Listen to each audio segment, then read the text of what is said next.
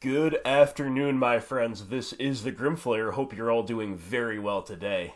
You guessed it, we're playing some more of Modern's coolest deck, and one of Modern's best decks, if recent results are anything to go by, Golgari Midrange, and we're going to get straight into it just as soon as we thank our brand new pair of patrons. We have Mark Lowerson, who is an Inquisitor, and we have, and forgive me for butchering the name, Bertold Minas, who is also an Inquisitor. So Mark and Bertold, both brand new Inquisitors, thank you so much, my friends, for supporting the content. It does mean a lot to me. And we are just $2 shy of the stated goal. You can check out my Patreon page for details on that. We're just $2 shy of that goal. And my friends, when we hit that goal, if we hit it next month, I am going to start doing donation leagues for my patrons. You can find my video on that for further details, but essentially, once you've accumulated a certain threshold, once you've reached that threshold of lifetime donations, you will qualify for a league where I play your list, basically. So we'll work out the details when we get there, but basically it is just another incentive on top of the existing incentives to support this content. So if you're enjoying what I do here, please consider donating on Patreon, and make sure to hit that subscribe button if you've not already done so. We've got to help this channel grow, and so far all of you have been immensely helpful in doing that. I dearly appreciate it. So once again, welcome Bertold and welcome Mark. Thank you, and thanks to all my other patrons for supporting this content. Now let's play some Fair Magic in Modern. So our opening hand here, we are on the play. The hand is great. I mean, we could ask for an untapped land here for turn 2, but otherwise the hand is very solid. So the opponent likes their 7 as well. I'm going to lead off on the Inquisition. I think I like that more than just playing the Quagmire and ensuring the turn 2 play, because our turn 2 plays, specifically the proactive ones of Tarmogoyf, are going to get better by, the turn 1 Inquisition anyway, growing that Goyf. I grabbed a Swamp here. That's a good general practice when you have a dual land and you're not sure what you're up against. You don't necessarily need double green, but you might need to really respect your life total, which is one reason to get a Swamp. Another reason to get a Swamp is you might be against a deck like this. This is Skred Red, specifically the Dragon Skred variant, and we identify the Dragon variant based on the presence of Sarkhan Fireblood. So, for those who don't know, Skred Red is like a mono-red control deck, basically. It leverages a little snow package with the basic snow-covered mountains, plus scrying sheets to help them dig through lands on their top deck, basically. If it's a land on top, it turns into a free draw if they've got the mana to sink into this effect. And it's basically a deck that plays a lot of main deck hate cards. It's not a prison deck per se. They don't have Ensnaring Bridge main deck, sometimes not even in the side. They don't have Chalice of the Void at all usually, but they do have Blood Moon, so we're very glad we got a Swamp here. And they have main deck Relics. The Dragon variant specifically has got Sarkhan as well. Not one you'll see in traditional Skred, but this appears to be the Dragon variant, so there we go. Goblin Rabblemaster is main deck in the Dragon variant, more of a sideboard card in traditional Skred. Otherwise, they've got the card Skred, which is it's a piece of spot removal that leverages the snow permanent count to good effect. They've got the bolts, they've got other planeswalkers. So yeah, mono red control. So what do we do here? Well, Goblin Rabblemaster is definitely a piece that can affect us pretty well, but right now we've got a way to kill it, and our Tarmogoyfs are going to outsize it. Lightning Bolt, of course, is never a bad card to take in basically any situation, but it might not be optimal. Do we care about the Sarkhan Fireblood? Well, it's not a very powerful planeswalker, frankly. It's really just not very powerful at all. It can be good in the right shell, and this is a shell trying to maximize it. Alright, fine, I accept that, but really, This is a Tarmogoyf game, guys. We're just going to take away that relic. Relic is so good against us in this situation because it shrinks the Goyf, it finds them more action. We don't want any of that. We just take away the relic, and we're going to lean heavily on the Goyfs. We are rewarded for this hand, keeping this hand in general by drawing a Blooming Marsh off the top. We get to play a 3-4 Goyf. Opponent just plays a mountain and passes. We draw Treetop Village. All right, fair enough. So let's get frisky with the Goyf. Turn him sideways. Hit you for 3. Okay, so we know that they have 2 unknowns in hand. We could cast a Collective Brutality here and either take the Lightning Bolt or force them to hit us in the face in response. I don't really like that at all. Collective Brutality has not got an enormous amount of targets. They play a lot of permanents. Not so heavy on the instants and sorceries, although there are some. But right now in this particular window, we don't care that much about, what could they have? Anger of the Gods, Scred.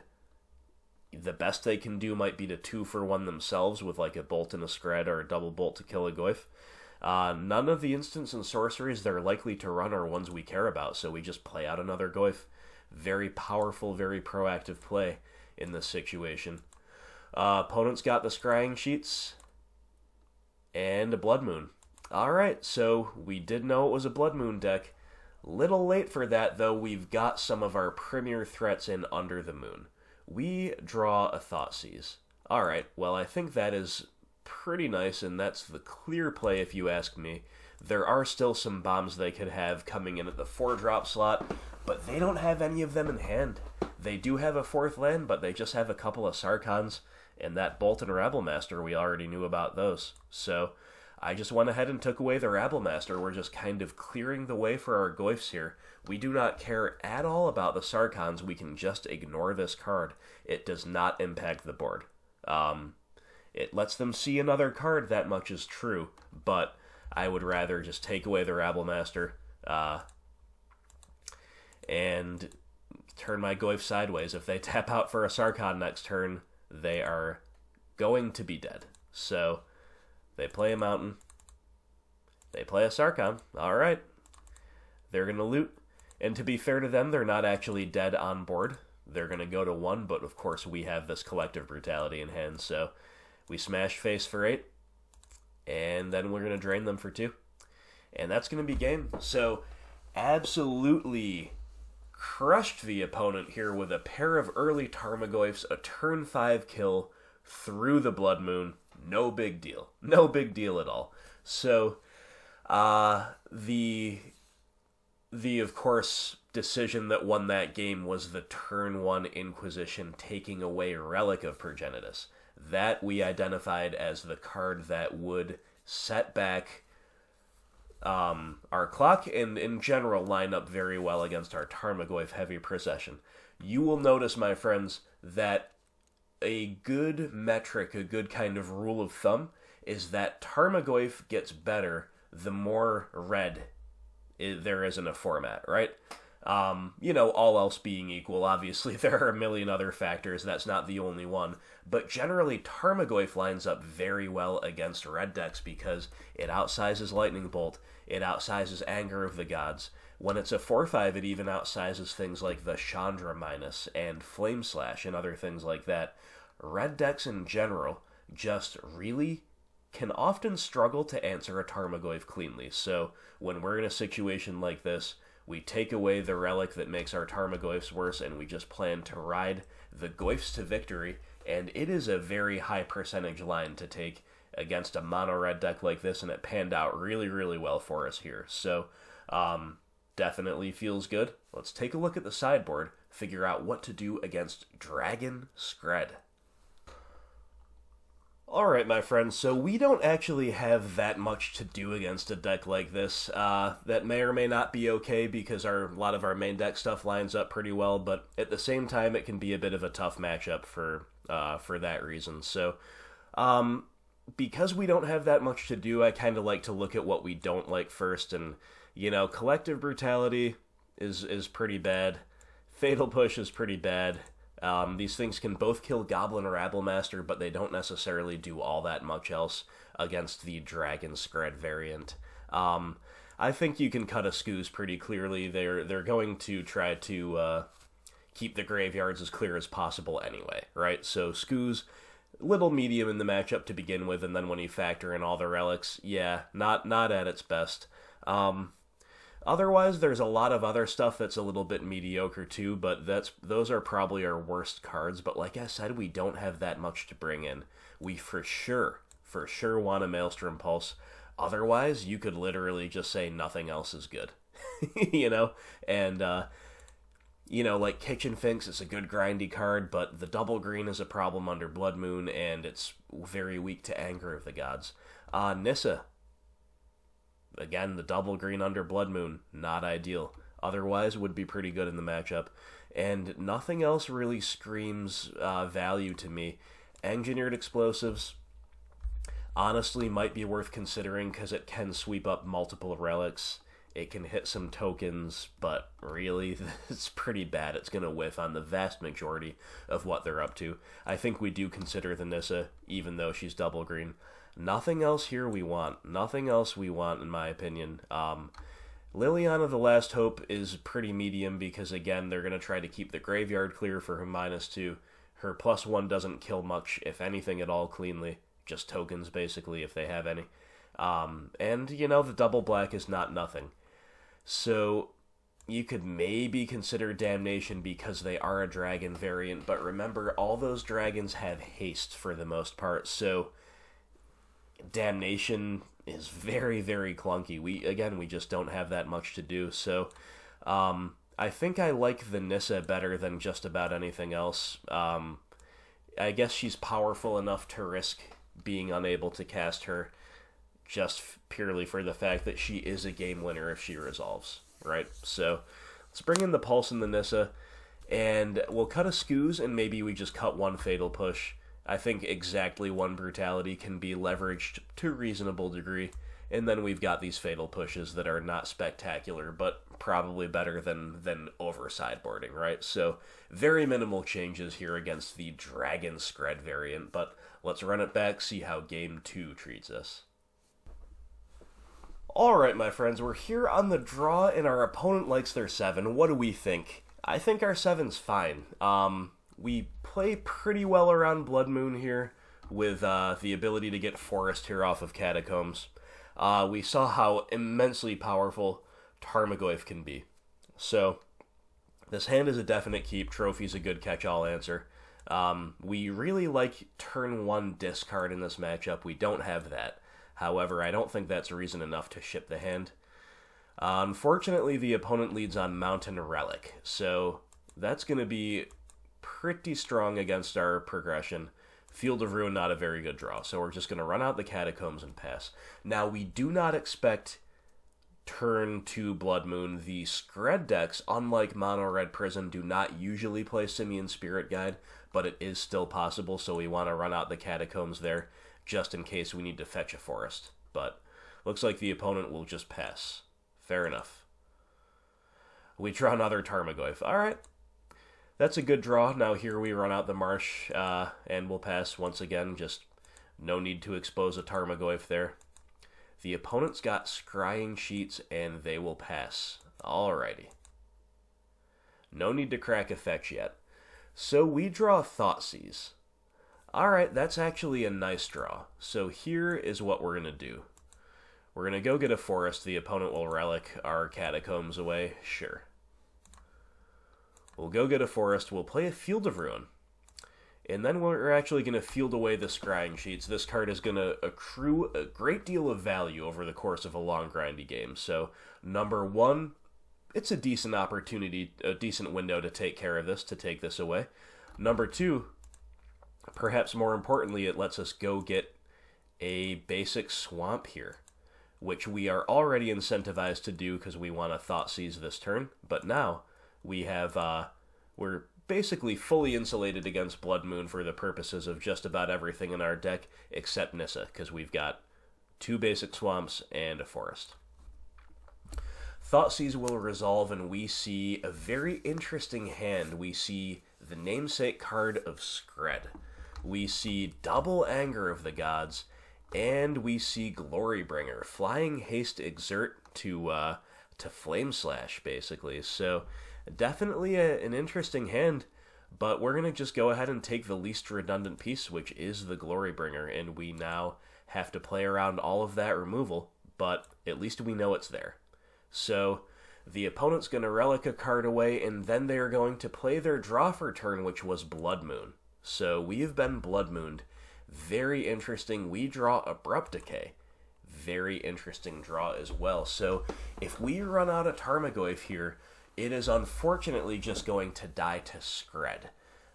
Even, Relic notwithstanding, they can just, if they want, end-step Skred it, untap, and then take it from there. So we need to sequence very carefully around the Relic, and now, to a lesser degree, perhaps, around the Blood Moon. So here I think it's better to just pass. We didn't quite catch them tapped out yet. Maybe they'll tap out for a threat if they find one here. So for now, the Relic just gets to keep eating away at the yard, and then they're going to pass. Alright, so they're going to pass. Now I'm going to try to take a little action here. So we are going to go for Assassin's Trophy on the Relic. Now, the reason we did Trophy on the Relic is because, of course, we expect them to crack it in response. But it looks like the opponent just kind of F6'd through what remained of their turn. So our kind of careful sequencing, choosing to use the Trophy, assuming they're going to crack the Relic, denying them, they get the cantrip, but they are denied the ramp that way at least. Well, their F6 kind of works to their advantage here, because now they get to ramp off of the Trophy. Alright, fair enough. So, we untap, and the whole reason we didn't first decay the Blood Moon there, and then Trophy the Relic with our remaining mana, is of course because we wanted to deny them the land. But because they were F6'd, well, funny how that all worked out, right? But regardless, we will go ahead and Trophy away the Blood Moon now. It's a fine play, especially because we just found a Treetop Village. So that also grows the Tarmogoyf. We got a 5/6 Goyf. We deploy the Treetop, and we pass. So very nice that we're up out of Skred range with our Tarmogoyf. Here we need to fade another Relic. We have the opponent draws a Stormbreath Dragon for turn, though, so they're going to try to race us.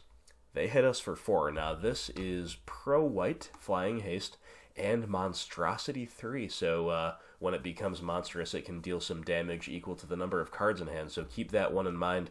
Collective Brutality, though, that was a pretty decent draw. That's going to let us totally empty our hand. We go Field of Ruin, into Tarmogoyf, into Collective Brutality, and because we know there are targets in their hand, I think it's better to look at their hand and take something away than it is to simply drain them here. So we'll take away that Skred, leaving triple Anger of the Gods in their hand. Tarmogoyfs have grown to a 6/7, and this is a beautiful thing, my friends. We've got triple 6/7 Goyf on the board. Please no Relic off the top. Please no Relic off the top. Looks like they've got another dragon. Yep, it's another Glorybringer. So Stormbreath is going to turn sideways and hit us for 4. Well, that's a little bit aggressive, my friends, because they're actually just dead on board. We've got triple Goyf and a Treetop Village. They're only at 14. So we animate the Treetop Village. We turn them all sideways. And the opponent is just dead. They will scoop. So who knows whether they didn't quite do the math. Maybe they didn't notice the Treetop Village. Or maybe they couldn't bring themselves to just double chump with 2 5-drop dragons. I understand how heartbreaking that would be to have to try to chump and then hope to draw a Relic off the top, right? Not good for our opponents there. Or maybe they just said, yeah, maybe they just had to hope that we didn't see that we had lethal on board so that they could untap, kill us with double dragons plus an exertion or a burn spell. Who knows? But either way, they were absolutely dead on board, and here we saw Tarmogoyf absolutely earning its keep today. We had Tarmogoyfs getting a really quick kill in Game 1, and then we had to sequence a little bit more carefully here in Game 2. We couldn't just cleanly take away their relic with turn 1 discard. We had to actually remove it, and we had to slow roll around that a little bit more. But once we started deploying our Tarmogoyfs, holy moly did this game end in a hurry. 6-7 for 2. Seems pretty good to me against a mono red deck. So, nice victory here against Dragon Skred. I personally am not a fan of the Dragon variant. I have a close friend who does play Skred, and we talk about it a lot. I think the traditional Skred build is clearly better myself. Like, there is an element of proactivity to these dragons, but really, how proactive can you be trying to hardcast these 5-drops? I think Trad Skred, that's the way to go in my opinion. But, you know, the dragons here, they showed up. We took care of them, no problem. So, we advanced to 1-0 in the league, my friends. Feels good.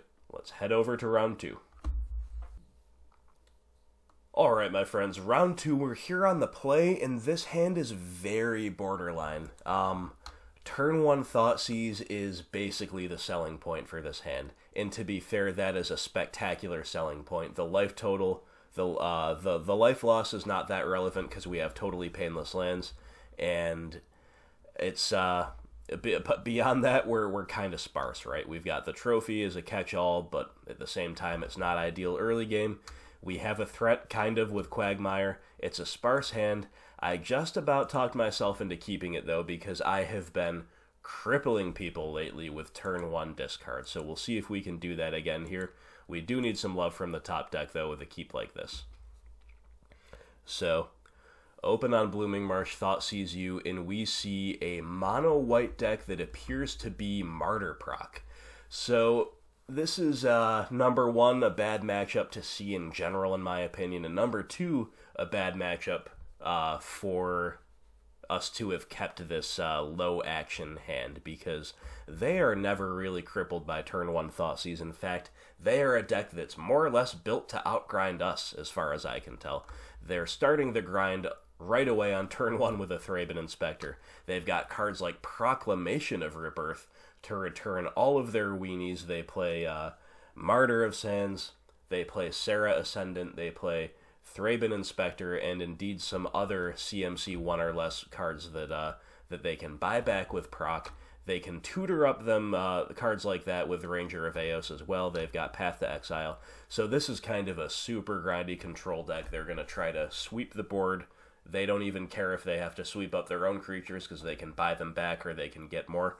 And yeah, they just grind for days and days and days. They play Squadron Hawk as well to, you know, refill their hand, keep grinding. Mistveil Plains to buy back the Squadron Hawk. It's just an absolute grind fest over there. So I took the Proclamation of Rebirth. I think you want to take an X for 1 there, so it was either proc or Ranger. Could have gone either way. Well, I draw an Inquisition of Kozilek off the top, so I'm pretty punished. It would have been nice to have taken the Ranger last turn and then be able to take the proc this turn, but instead we'll just get that Path to Exile out of their hands.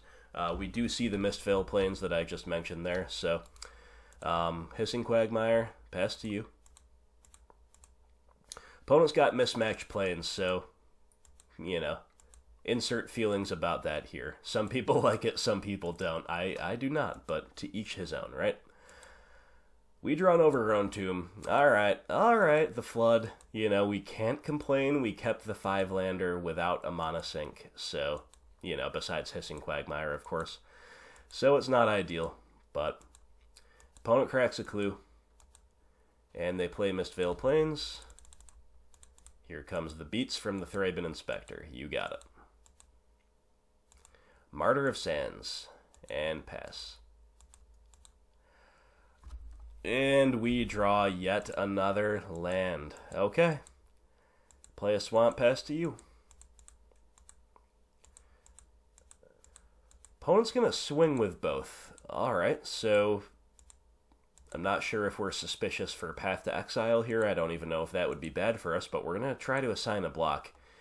And even though we expect them to sack here, we still will make them do it. We'll assign the block. And they actually do not sack. They just allow us to kill their Martyr of Sands. So I don't really know what that's about. Maybe they're trying to line up another some graveyard recursion or something like that. But either way, that seems good for me. Or maybe they just need to tap out this turn. So yeah, they're gonna tap out this turn. They're gonna play a Ranger of Eos, and I don't really know why they would attack with, with the Martyr there if this was the plan, right? But I don't think getting that 1 point of damage across from the unblocked Inspector is particularly relevant, but regardless, they tutor up another Inspector and a Walking Ballista. We draw Scoos. Okay, well, that is action. It's not the most exciting piece of action here, but, it is fine. We'll eat the Martyr with the Scoos, and we will pass. Opponent's got the Inspector coming down, sure enough. And here comes the Ranger. Scoos is fairly valuable at this point, so I'm just going to take the hit for 3. The opponent's going to play a different Plains, so here's where the mismatched art can come back to bite you against a watchful opponent. We know they still have a Plains in hand, so good info to know. They got another Thraben Inspector, though, so the grind is real. We draw Thoughtseize. Alright, I'm going to cast it. And we see Cleansing Nova. Destroy all creatures or destroy all artifacts and enchantments. They're the ones going wide right now, not us, so we surely take away the Walking Ballista there. And just eat the Ballista. Deploy our Overgrown Tomb painlessly. And we've got to play defense here with the Ooze. We cannot rely on Quagmire to block, and sure enough, they're just going to field us on our turn. On our main phase, for some reason, our combat step. But we cannot take advantage of that. We are just passing. We don't have much to do, my friends. We don't have much to do, and they have all of the clues to crack. Here comes that Plains we knew about after the first clue. Here's the second clue. Another Thraben Inspector. These don't look that bad. They look a little innocuous, but my goodness. The grind is real. We need to find a card advantage engine of our own, and we do not. We find an Abrupt Decay. And you know what? I'm kind of happy trading an Abrupt Decay for a clue here. We just cannot let them continue to churn through their deck. We need them to brick for a little while we find like a Tireless Tracker or something. That's what we need to happen. They have a Field of Ruin, and they find a Squadron Hawk. That's the exact opposite of what we needed to happen. Oh boy. So here comes, kind of an Ancestral Recall. Not really. It's an Ancestral Recall that only draws you the 1/1 flyers. But they have a Ranger of Eos on top of that. This is what I mean, guys. This deck is just designed to outgrind us. It's not like we can't beat it. We definitely can, but we need like a good disruption into a proactive clock, or we need a card advantage engine of our own up and running. We draw Tarmogoyf. Again, Abrupt Decay, Tarmogoyf. These are fine cards, but they're really only 1-for-1s. And after we flooded for so long, and after they have found all of these advantage engines, it is just not good. They go Ghost Quarter into the Hawk Beats. Sure, we're down to 11. And they have a Serra Ascendant. Okay.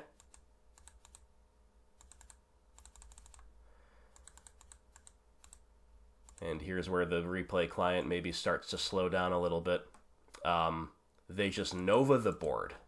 Sure. So, as you can see, the replay client is just all kinds of messed up here from the board going too wide. I don't think they actually Nova'd the board there. I believe what happened is they Nova'd the board and then they played the Serra Ascendant. But regardless, we just...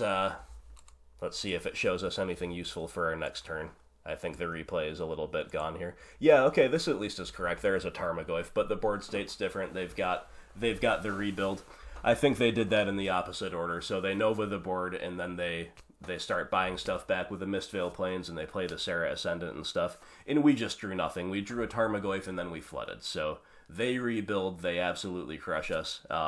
Not a very interesting game, so even though the replay function kind of shorted out on us here, you didn't miss much, my friends. We kept a action light hand, so that was, we have ourselves to blame for that. But the opponent curved out very well. Our stuff did not line up well at all against what they're up to, and their deck is pretty well positioned against us, on top of all that, to be fair. But let's take a look at the sideboard, see what we can do against Martyr Proc. Okay, my friends, so against this mono-white control deck of Martyr Proc, card advantage is the name of the game. So we want things that can get us literal or pseudo card advantage over and over again.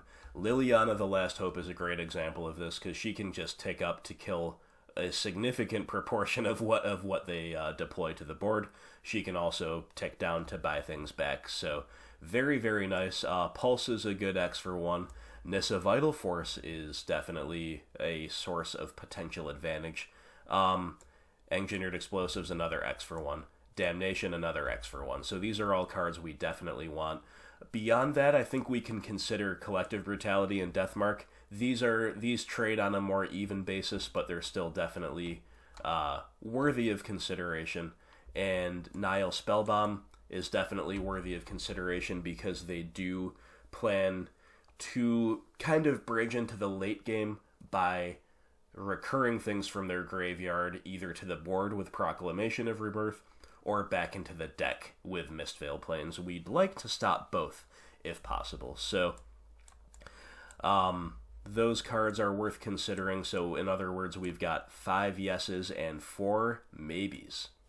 What do we not like? Well, I think this is a bit ironic, because most of our cards specifically are fine against them. It's just the way their whole deck is built.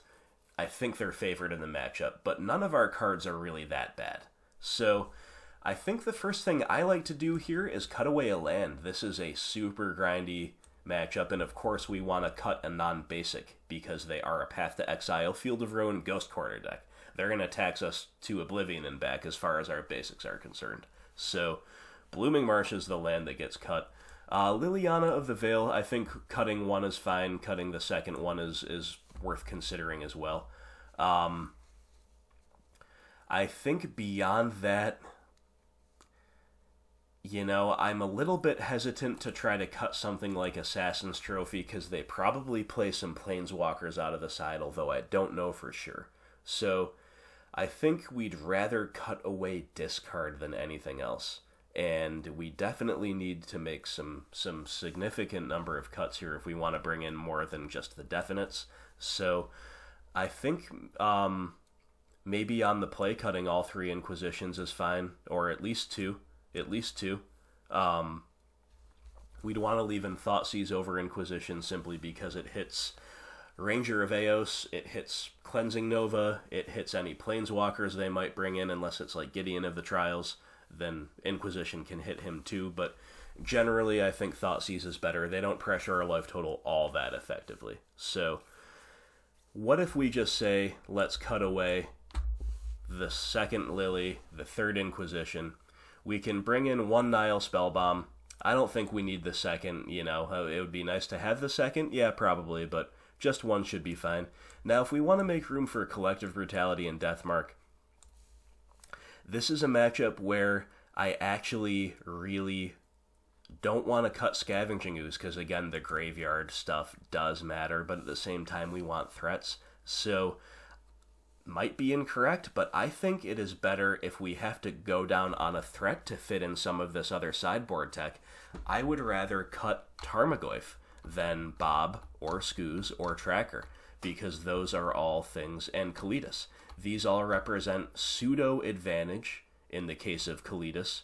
It represents literal card advantage in the case of Tracker and Confidant, and it represents competing over their advantage with the Scavenging Ooze, right? So I think if you're going to cut a threat here, it's going to be the Tarmogoyf. Could be wrong, but they can chump for days. They got Path to Exile, and they're trying to outgrind us. So call me crazy, but I think you might want to cut a Tarmogoyf here.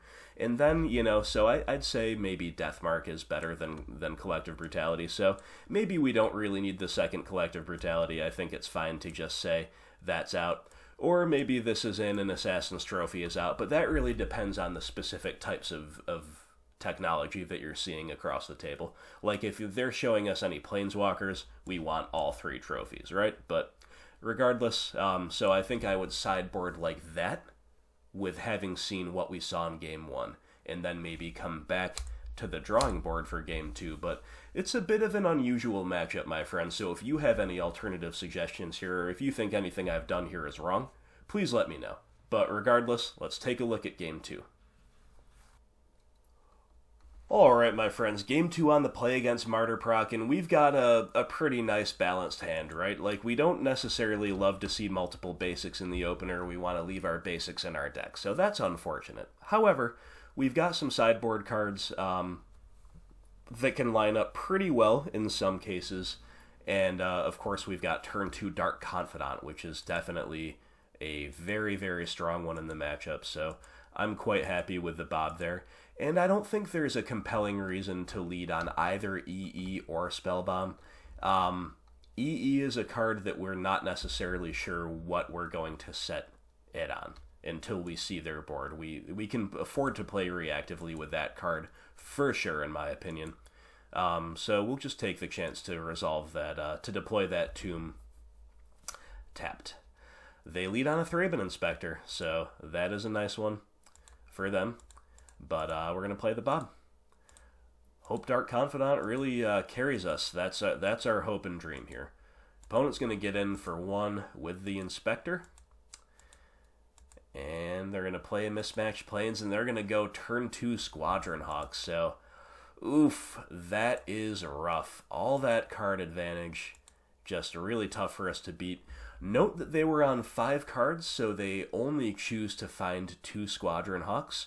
It could mean that the 4th Hawk is in their hand, but it could also mean that they just didn't feel like discarding the hand size. So, worth paying attention to stuff like that.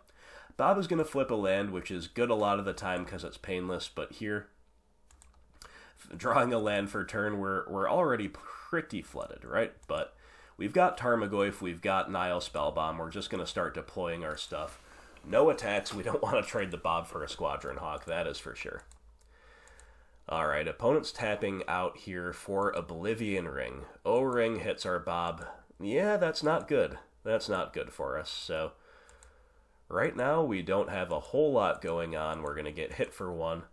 Not sure why the opponent did not also attack with Inspector, but perhaps just willing to play defense with that card in case we can grow the Goyf. Unfortunately, we just hit yet another land, so I don't think I want to just crack the Spellbomb for absolutely no value to cantrip. I think I'm going to play patiently with that for at least a turn, continue to play patiently with my EE, but it's very annoying to have no answer to that O-Ring right now that took away our Bob. So, opponent's got the full grip, they're hitting us with a Hawk. They're going to play another Hawk, you got it. And now they're going to go get that last remaining Hawk in the deck. They play a Ghost Quarter, and they will pass with a Clue open. Alright. I didn't crack that fetch land, even though I kind of wanted to thin, you know, just in case we draw a Tireless Tracker, which is our best draw at this stage of the game.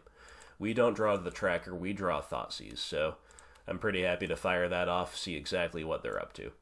They've got Mistveiled Plains, which is really good with Squadron Hawk, and they've just got a handful of everything. They've got an Inspector for another draw. They've got Path to Exile to answer a creature they actually care about. They don't care about our Tarmogoyf at the moment. They've got those Hawks, and they've got yet another O-Ring. So they've just kind of got a lot. We'll take away the O-Ring, and I think we're going to get aggressive with the Tarmogoyf here. And for that reason, we'll fetch before damage after they decline to assign a block. We'll hit for 3. Not really much else we can do. I don't think exposing the EE quite yet does anything, and cracking the Spellbomb is a little bit awkward here, so we just kind of pass. Opponent's going to play out a Plains and play out an Inspector. Playing out a Hawk. You got it. And playing out another Hawk, so they're going nice and wide, so now it is our time to probably have to set the EE on too. And, you know, that's really not the worst for us. It's going to take care of all of the Squadron Hawks in their entire deck. And for that reason, we don't cantrip on the end step because we want to clean them up after the fact. We draw Fatal Push. Alright, you know, not a bad draw. Let's try to get in with the Goyf before we kill it with our EE. So sure, Goyf gets in for 3. Alright, that's nice. So, EE on 2, play a land, and pass. We might as well kind of force them to move to attacks here. Which they do, they turn the whole board sideways. So EE will be cracked. Bye-bye Squadron Hawks, bye-bye Tarmogoyf. We get hit by the 2 Inspectors. We are down to 9. Alright, opponent will crack a clue. They will deploy that Mistveil Plains, and they will pass. So here on the end step, we'll Spellbomb. Our opponent will draw a card. Squadron Hawks are now out of our hair. And we draw Scavenging Ooze immediately after spellbombing away a graveyard full of creatures. So, not very good, my friends. Not very good. However, we will go ahead and deploy this Tarmogoyf. This is kind of Path to Exile bait. We kind of want to slow roll our Skoos partially around the path, because I think we have a more realistic chance of taking over the game of Skoos in the medium term. Partially because we also have to remember that even though they're the aggro, right now kind of, and even though they've been going wide both games, they are still a control deck. They still play a decent amount of sweeper effects, so we don't want to run like Goyf and Skoos out into a sweeper, because they would pretty happily sweep up their own Inspectors to take care of those 2 permanents. Then we need to draw a threat which they have a path for. So we would need to draw 2 threats if we ran a Skoos out into a sweeper. I just think it's better to slow roll here. They deploy a Plains, and our Goyf is successfully holding off the attack, so that's good. Alright, we draw a Dark Confidant, so that is worth playing out proactively, taking the risk here. And because Bob is something that can realistically take over the game while also being a liability on our life total at this stage, I think we play defense with a Tarmogoyf. So, sure enough, this draws out their path. Okay. That is fine with us. No real way around that. And the opponent will untap. Field of Ruin is the draw. And they'll pass. Alright, Goyf is still kind of stonewalling the attacks. Abrupt Decay is our draw. Okay, so let's see what they do here if we attack. You know, a 5/6 Tarmogoyf, it's a really respectable clock. 3 hits and they're dead. Alright, they take the block. Sure, that's fine with me. So this makes me want to play out the Skoos, because now we've got a little bit of fodder for it. And they're live to the prospect of us eating it, so they respond with the Mistveil Plains. Sure. They're going to field our Tomb. And I'm going to eat the field in response. Probably doesn't matter, but might as well. And they're making all their land drops, so they might be a little bit flooded. However, the opponent does have a Wrath of Gods, so after having drawn the Abrupt Decay, I was willing to try to become the aggro myself, to expose myself to a potential 2-for-1, because worst case scenario, they find the Wrath, then I can decay the Oblivion Ring and get my Dark Confidant back, right? So that's why I sequenced the way I did. Unfortunately, they have a Ranger of Eos to follow up the Sweeper, and even more unfortunately for us, they go get a Thraben Inspector and a Walking Ballista. So talk about a mana sink and talk about a good answer to the Dark Confidant. Well, that just kind of blows out my plan to end step decay the O-Ring, because I don't even know if I want to decay anymore now that they've got a gigantic Walking Ballista coming down. So we're going to go ahead and do it, but like we're basically really hoping to draw a discard spell off the top here, and we don't. We flip a Deathmark, and then we draw a Maelstrom Pulse. So those are both live cards, but all we're going to do is just Deathmark away the Ballista and pass.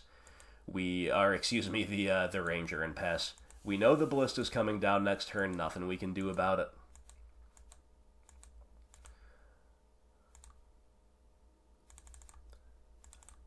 Alright, the opponent only makes a 2-2 walking Ballista where they could have made a 5-5. That is absolutely terrifying. So they're just going to ping the Bob and keep it around. What else do they have? Well, they're tapping 6 mana, and it's an Elspeth Sun's Champion. My goodness, my friends, this is just bad to worse for us. Bad to worse.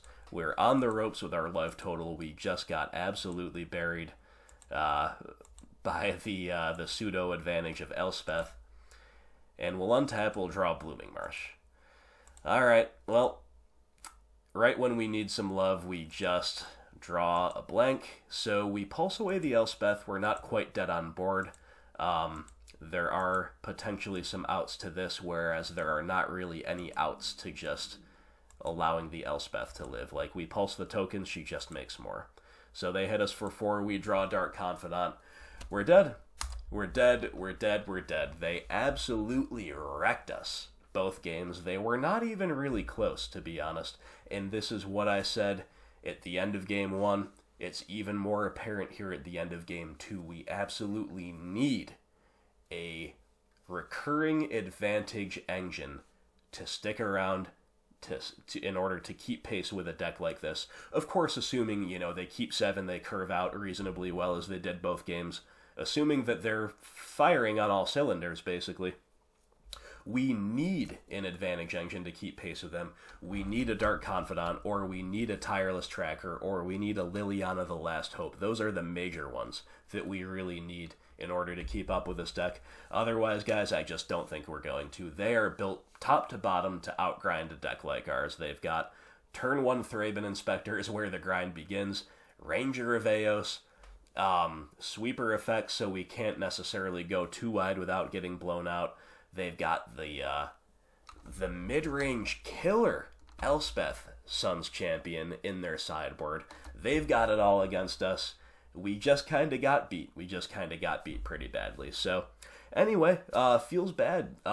Any specific insights anyone has into this matchup, I would, and I'm sure the rest of the viewers also would love to hear it in the comments below. So feel free to drop the wisdom bombs on us, my friends. But fortunately for us, this Martyr Proc deck, not a very common deck. Not a very common deck at all. I don't really know what their plan is against some of the hyper-linear stuff of the format, some of the combo decks. I don't know how well they can line up against them, but, you know, I suppose they've got game against some of the low-to-the-ground aggro, like Burn.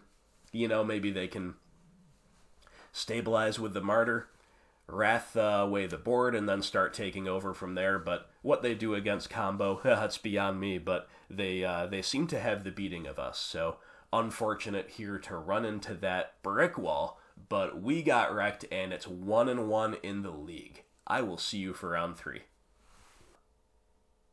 Alright, my friends, so after an absolute pasting at the hands of Martyr Proc, we are here on the play for round 3 with a hand that is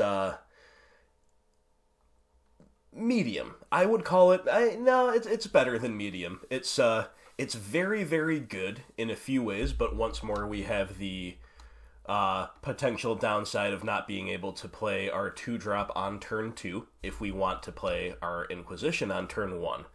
Double Bob is also potentially redundant. We also have Trophy as a little bit of an awkward way to interact in the first couple turns relative to some other options, but in other ways this hand is absolutely backbreakingly powerful in a blind game 1, so the opponent likes their 7, and we definitely like ours.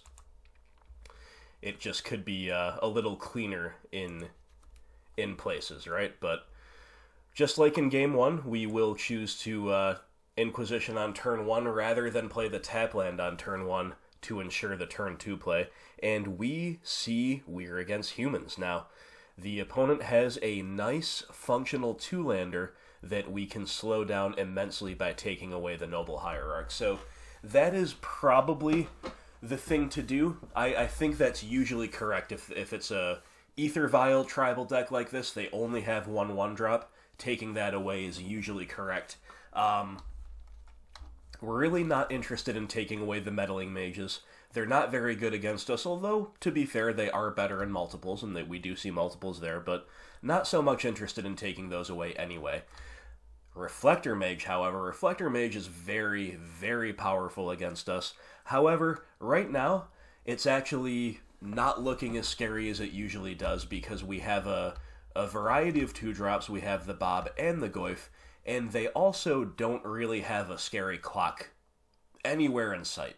So Reflector is really tough when they're already clocking you, and then it comes down on turn 3 or turn 4 to bounce the card that would otherwise block up the ground, right? So worth considering all options carefully, but in the end I do think it's best to just take away that Hierarch, slow them down, unclaimed territory, and we didn't slow them down because they ripped another Hierarch right off the top. Well, isn't that just the best? Very good for them. However, we rip a Blooming Marsh off the top, so very good for us as well. I will not complain that I can get my turn 2 play down on curve, and indeed it will be the Dark Confidant. I think that is better here than the Tarmogoyf, although I do probably want to play the Tarmogoyf next turn, but we'll have to see.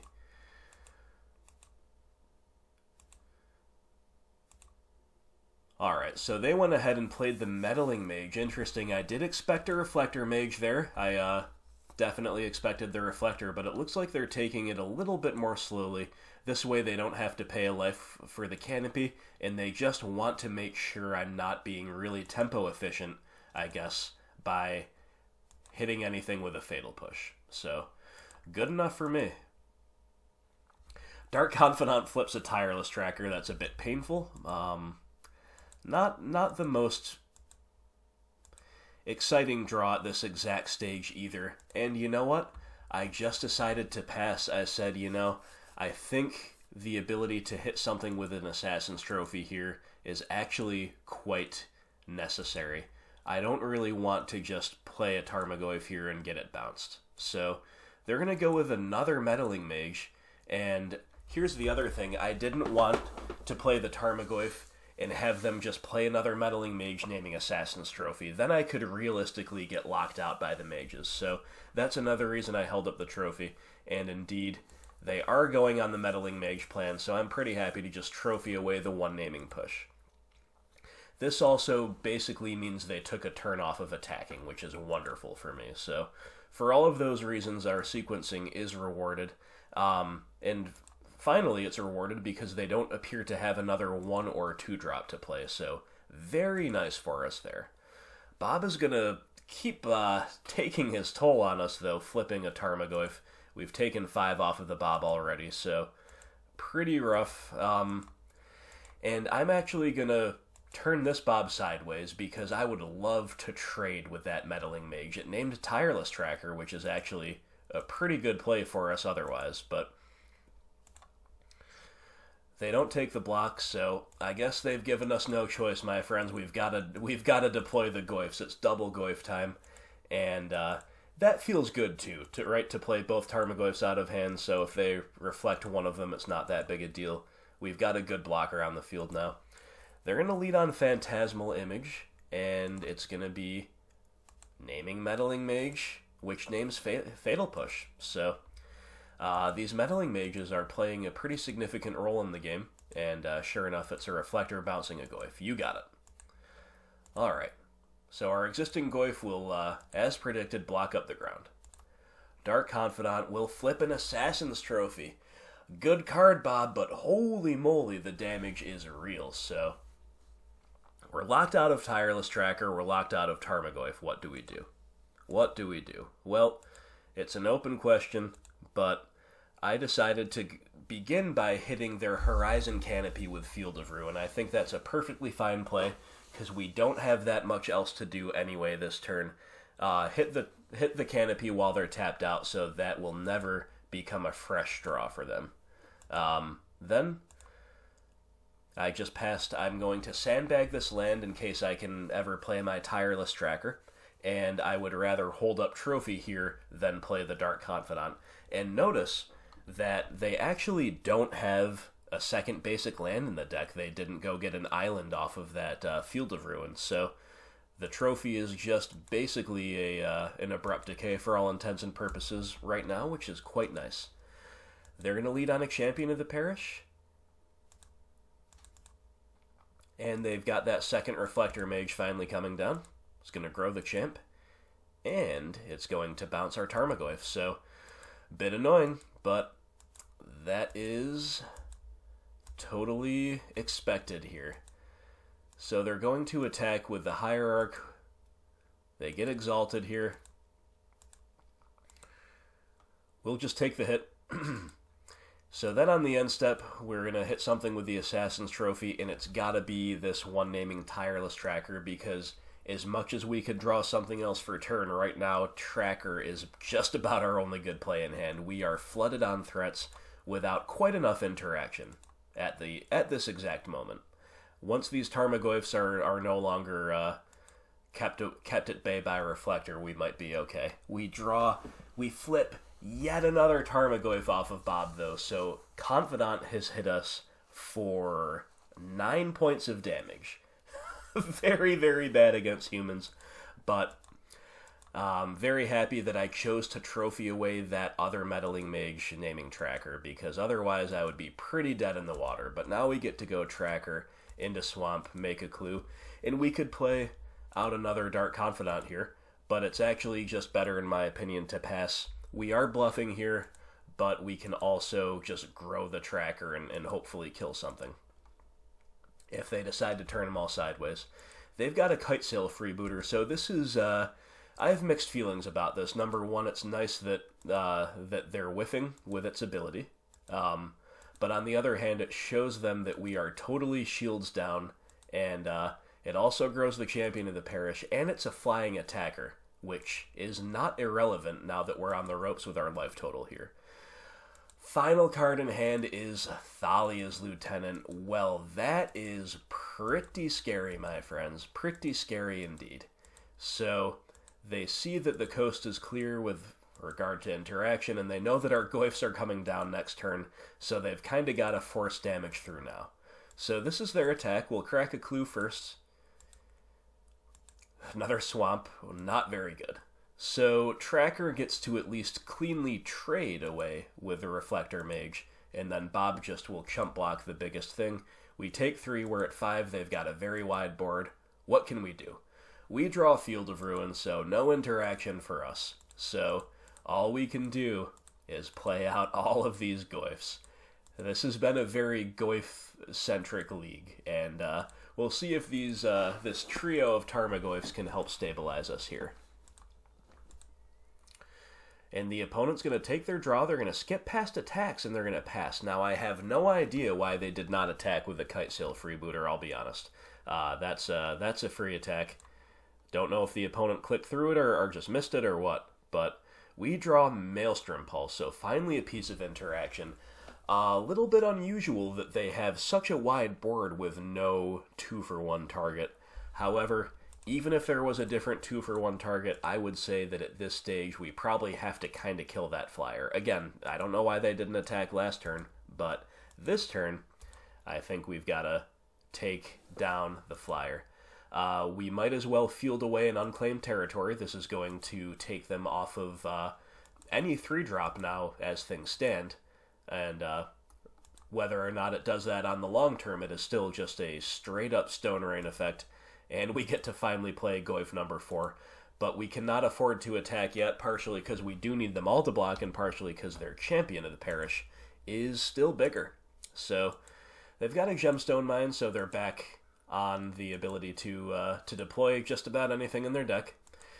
But they don't have any good attacks, so the best they could do there is attack with an Exalted Champion, and I'd be very happy to just double block there and trade 1 for 1. We draw Field of Ruin. Well, it's not interaction, but it's action, right? So we'll field the unclaimed territory. We're thinning out our deck, if nothing else. We're thinning out our deck. We're setting them back on lands, but super awkward game here. Very interesting game, to be fair. And but But they're continuing to hit lands, and here is a Mantis Rider. So the Mantis Rider was their draw for turn. They've been sandbagging these lands, I suppose. And, yep, Mantis Rider, very good one. Needless to say, very, very good. It's going to put us to 1. And there's nothing we could do about it. Alright, we will untap, and we draw Liliana the Last Hope. Wonderful card in the matchup, but not going to save us here by ticking up. However, there is an outside chance if we roll her down, we could flip over something, but no. It's just a Tireless Tracker is the best thing we can buy back, and we'll play her out, you know. We'll play her out, we'll do everything correctly, we sequence correctly, we crack the clue, and then we're just gonna die. So, it shows me scooping here. I think we made the opponent go to attacks and successfully attack us with a Mantis Rider, which they did, but regardless, bit of a strange game. I'd say more than a bit of a strange game, actually, because the Dark Confidant hits were unusually painful, like ridiculously painful. I believe we took 9 points of damage in 4 turns, if I'm not mistaken from memory here, and that is just unacceptable. Unacceptable amounts of damage against the humans deck. Now, we stabilized well besides that early, and mid, and late we were stabilized pretty well. Now, this Mantis Rider killed us, but if we had taken just like a normal amount of damage off of Dark Confidant, well, we had, you know, they're going to hit us again with the Rider this turn, or maybe they have to kill the Lily the Last Hope. Either way, we get at least one more turn, and we've got multiple more clues coming off of Tireless Tracker, plus our natural draw. We have a really good chance to answer the Mantis Rider, and then if we can stabilize behind these Tarmogoyfs, get our Liliana sticking around, or just keep the game going, I think we would have actually been in a pretty good position. Of course, wanting to fade more Mantis Riders off the top. But the unusual amounts of life loss off of Confidant really lost us the game here, and I gotta be honest, Bob has been an absolute all-star in the deck. There's a reason I have gone from 0 to 3 to 4. But here he was a bit of a liability. So regardless, it was a good game. It was a fun game. And let's take a look at how we sideboard against 5-color humans. Alright, my friends, so against the human tribal deck, we have a lot of good things to bring in, and in fact, most of them are right over here in this column already. We've got EE, Pulse, Damnation, Lily the Last Hope. These are all X for 1 removal spells, basically, or effects with X for 1 potential, like Liliana. And then we've got a couple 1-for-1s, Collective Brutality and Deathmark, both definitely worthy enough of bringing in. Beyond that, I just kind of like Kitchen Finks. They do generally attack a lot along the ground, even though Mantis Rider is often the stalemate breaker. You kind of have to work to get into the stalemate in the first place in a lot of situations, right? So Kitchen Finks is good enough to bring in on that note. So all 7 of these can just straight up come in. And all 3 Thought Seizes can straight up come out. We cannot afford to use our life total as a resource for that effect. Definitely pretty happy to cut those. Now, we need to make 4 other cuts, and I think 4 of Dark Confidant is simply too many for this matchup, and 4 of Liliana the Veil also simply too many for this matchup. So I immediately cut 2 of those. Now, here's what I like to do. If I am on the play, which I'm going to be for this upcoming game, I cut away a couple Tireless Trackers, because these you know, kind of higher risk cards that get better on the play, like Lily and Bob, well, we're on the play, they're going to be better. So 3 Bob, 3 Lily, 1 Tracker on the play. But if we make it to game 3, we'll be back on the draw. And in that case, I will bring back 2 Tracker and cut down to 2 Lily and 2 Bob. So these cards are a little bit worse on the draw, and that's why we do it that way. But for the game you're about to see, we did remove the Trackers and lean a little bit more heavily on the good old Lilianas of the Veil and Dark Confidant. So my 60 looked like this for game 2.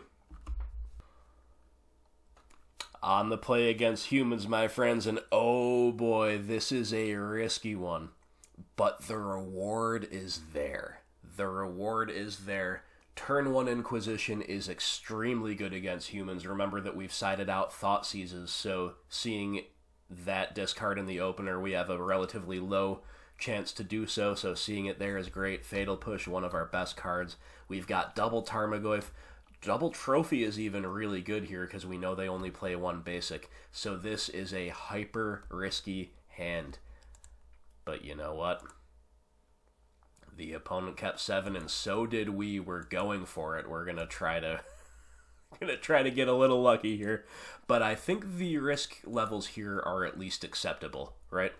So definitely playing with fire here, but let's see what our turn 1 Inquisition yields. Well, we see again a balanced hand, 2 lands, 5 spells, just like they want.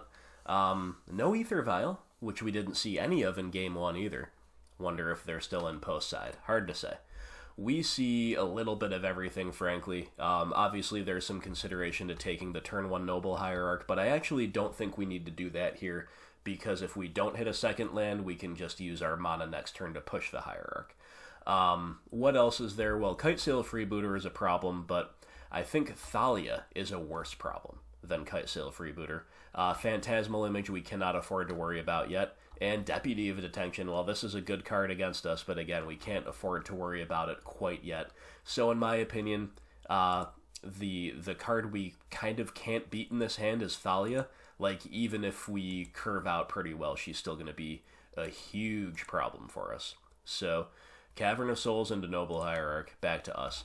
We hit our second land, my friends. We are saved. We are rewarded. And it's even totally fine that it enters tapped, because we kind of just want to push away that Hierarch anyway. So we push the Hierarch, we deploy our savior, Hissing Quagmire, and we pass. Opponent's going to lead on that Kitesail Freebooter here on turn 2, and they take away a trophy. Alright, we're continuing to make land drops, and they're useful lands on top of that, so our risky keep has been rewarded. We are lucky enough in that regard. And Tarmogoyf is spectacularly huge here already, and we are on the play. So I think rather than try to hold up trophy and maybe, you know, get our other trophy back, trophy away the freebooter, it's a little early to ramp them. I'm pretty happy to play the Goyf, and I want to kind of force them into a defensive posture, and I want to force them to use a Deputy of Detention on just one Tarmogoyf. The last thing we want to do is to get behind and have no choice but to play both Goyfs out, and then they get to 2-for-1 us with the Deputy, and we have to find a removal for it, right? There's just a lot of ways that could go wrong, so I think being proactive here playing the Tarmogoyf is the way to go. They've got Champion of the Parish, and they've got another Kitesail Freebooter, so we knew they could double up on the Freebooter effect with Phantasmal Image, but Phantasmal Image dies to everything in our deck, right? So the fact that they found another natural Freebooter does punish us for this line. It is a bit annoying, but at the same time, they've just got a board full of weenies, you know? Alright, we draw a Swamp. Okay, not very good, but at the same time, we can't really complain about drawing lands, because we kept a one-lander and we've hit a land every turn since. So it's time to fire up the Treetop Village. They don't have any good blocks on it. A double block works to my favor, especially because I have another land in hand. So this is what I'm talking about wanting to assume the role of aggressor in this situation. The opponent's got to cash in their Gemstone Mine, and it's Phantasmal Image on Tarmogoyf, so that's a good defensive play for them. And now they get to turn their board sideways.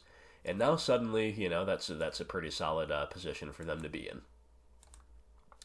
So we will untap and we draw Kalidas, Trader of Get. Well, we still need to find interaction, but that is a powerful Magic the Gathering card, especially against a deck like this. So, pretty happy to just roll out my Swamp, roll out the Kalidas, and see what happens. Obviously, they have answers to it. They've named Vidalcan with their unclaimed territory, so we might be about to see one. But no, it's not even the Deputy of Detention. They have Dismember. That is absolutely brutal, guys. That is so, so bad for us. Again, we're hoping they have to expose these cards like Phantasmal Image and Deputy of Detention. We're kind of knowingly playing things into them, but then they end up finding better answers off the top and are able to, sandbag those other cards. So they've got these evasive attackers chipping in, and things are looking a little bit grim. We draw Liliana of the Veil. Alright, at least it's action, at least it's kind of removal, but it's a bit rough here. We just really would have loved spot removal. Killing a freebooter, getting back a trophy would be amazing. Anything at all that targets can kill this Tarmogoyf. Like, there's a lot better draws that we could have, but at least it's not nothing, right? We didn't want to land, we didn't want another Tarmogoyf, that's for sure. We can't really expose this one yet, still, so... We edict them, and they make the correct choice of just sacrificing that champion of the parish. Their Goyf is walling off our Goyf, and the freebooters right now are just kind of chipping away at us. So they get to cleanly finish off the Liliana, deal us 1 damage. Back to us, we draw another Liliana of the Veil. Again, I repeat what I said last turn, where there are definitely worse draws, but almost any other form of interaction would actually be better here. So once again, she edicts away a champion of the parish, and we just have no choice but to pass. And we might be in some trouble here. Here comes that Deputy of Detention. Yep.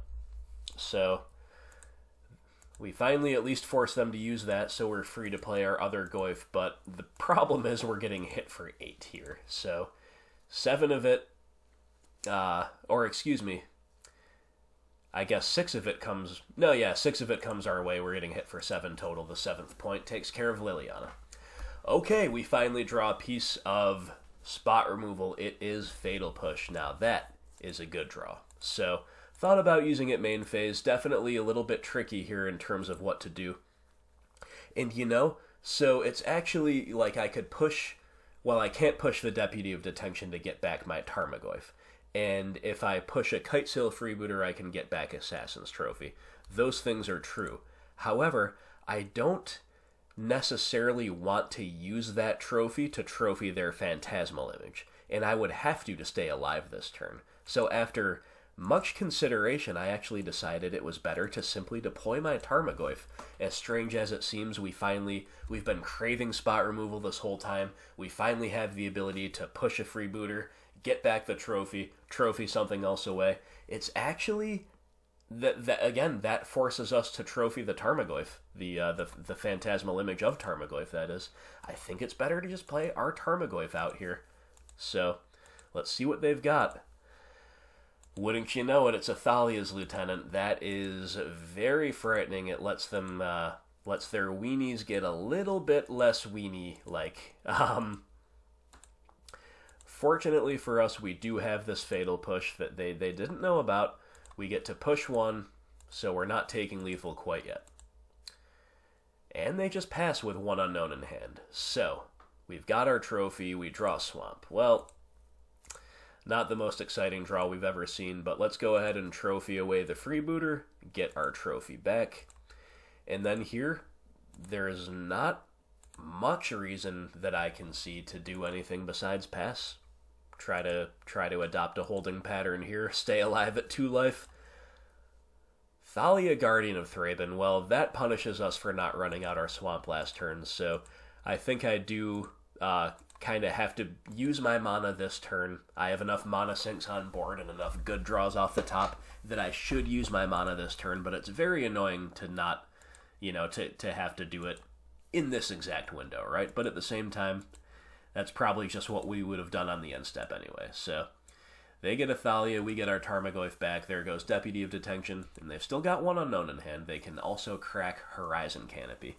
We draw Collective Brutality, and at first glance, it's like, okay, that's action. But if you really sit here and take notice, my friends, we are now absolutely rewarded for sandbagging the swamp, because look at what this does for us. Remember that anything at all targeting this Tarmogoyf and it's going to get sacrificed. So, The opponent's at 7. Our Tarmogoyfs are 5/6s. If we drain them for 2 with their brutality, and -2/-2 on this image, they are facing lethal from either Tarmogoyf, and as far as I can tell, they will have to chump block with both creatures on board. So, we've got to pay 3 because we're getting taxed, but that's exactly what we're going to do. We're going to go for it. And now, we also, the other benefit of that is we grow to a, we do that main phase,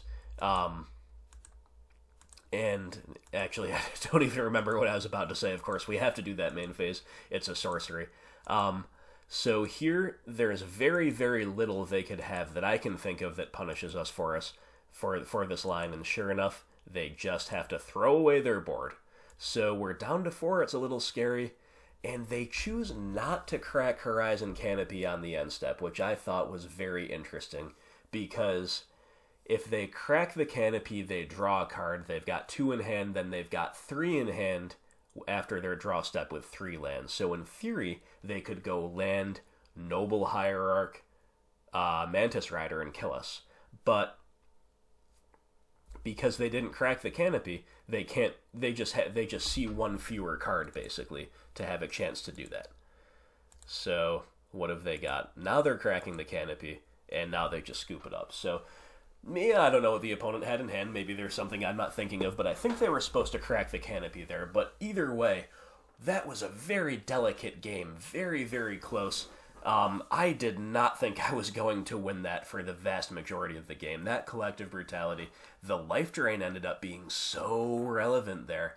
Of course, if we just had any removal there, that's fine, but then we cannot afford to turn both Tarmogoyf sideways, and then who knows what happens from there. And if we didn't have the life drain, we cannot afford to actually attack with even, 1 necessarily, unless we were able to hold up a manland. So it would have, in other words, gotten a lot more complicated if we didn't have exactly lethal threatened with a single Tarmogoyf connecting there. So, super interesting game. Very, very interesting game. Very enjoyable game. I've said this before, my friends. I'll say it again.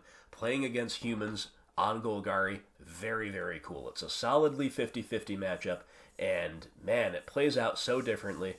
It seems like good old-fashioned fair magic on both sides. Very, very cool. I love it, and this was a really rewarding game, but the series is not over. We've got to go to Game 3, and I'll see you there. On the draw here, Game 3 against 5-color humans, and the opponent's going to take them all now. That's what I like to see, and our hand is sweet. We've got Painless Mana.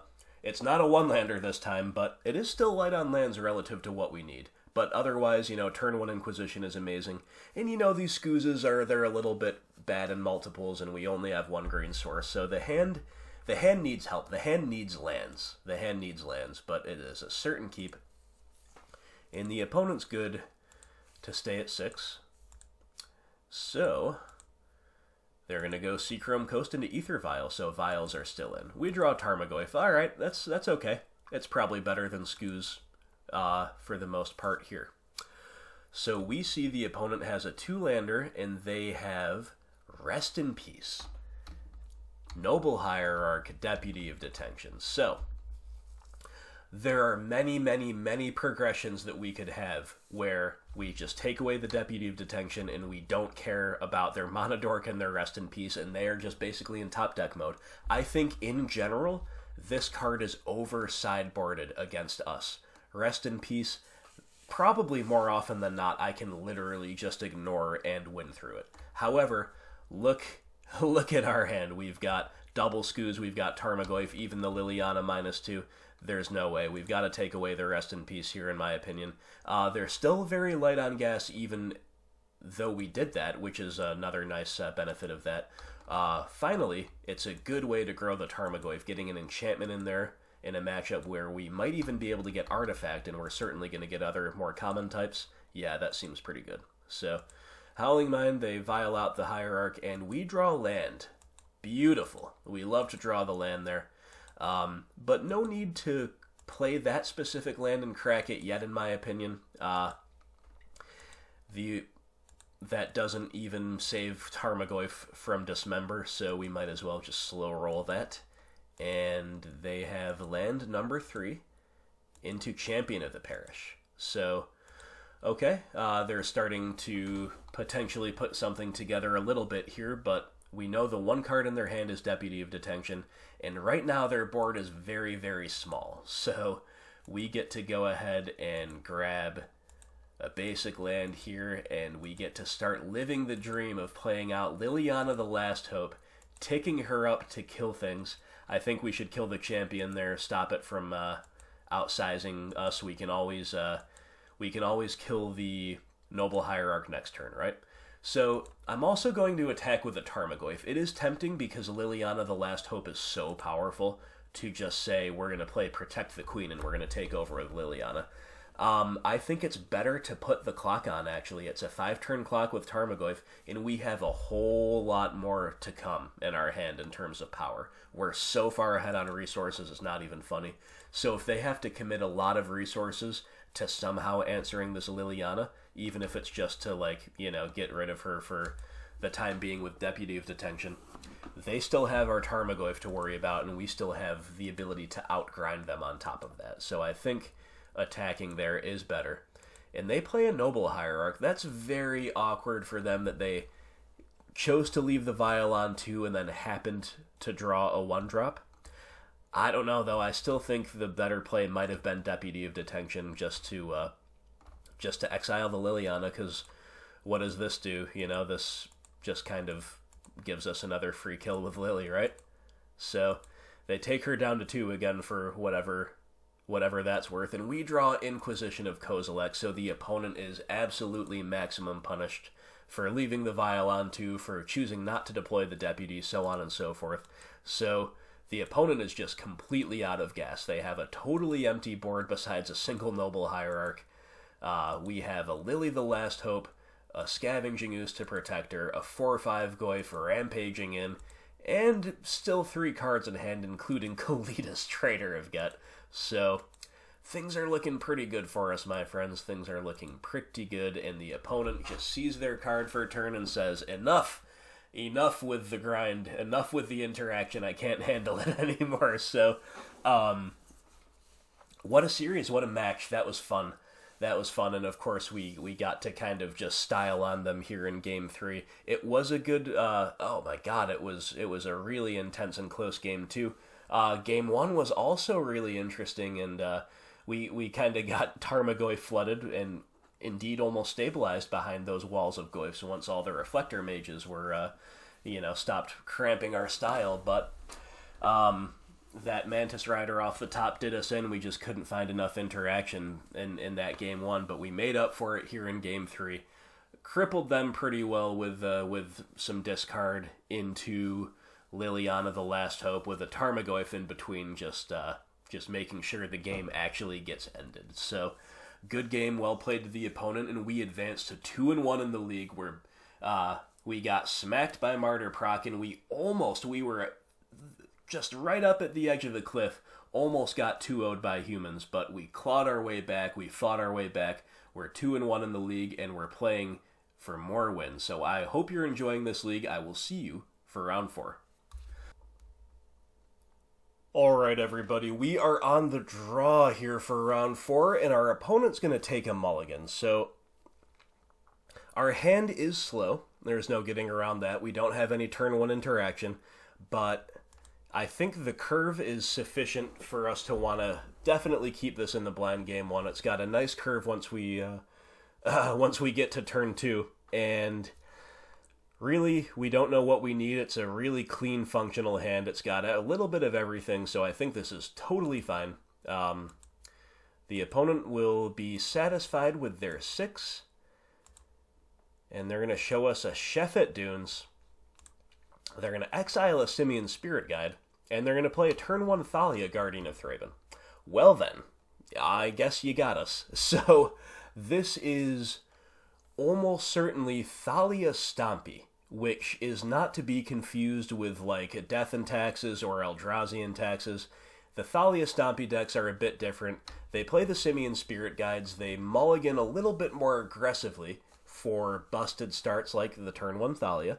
And of course they play like not just Thalia Guardian, but they play Thalia Heretic Cathar as well. The deck's just structured a little bit differently. It's usually a Chalice of the Void deck as well, if I'm not mistaken. So things to consider.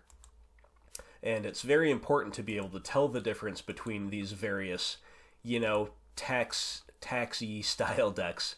Fatal Push is a fine draw for sure, but can't cast it yet even if we wanted to. So play the Tomb tapped and pass. The opponent's got Ghost Quarter, passes back to us. This is also a Leonin Arbiter deck, so we need to be very, very careful for Leonin Arbiter. So the opponent is pretty low on resources right now, and I think one of the major ways we could end up actually losing this game is to get GQ'd out of it by a Leonin Arbiter. So for that reason, I just play Blooming Marsh and pass holding up Fatal Push, and I'm going to be very disciplined with my push this turn. We're going to take the hit from Thalia here. Not going to push her. We don't care about the 2 damage so much. And the opponent's got a Plains.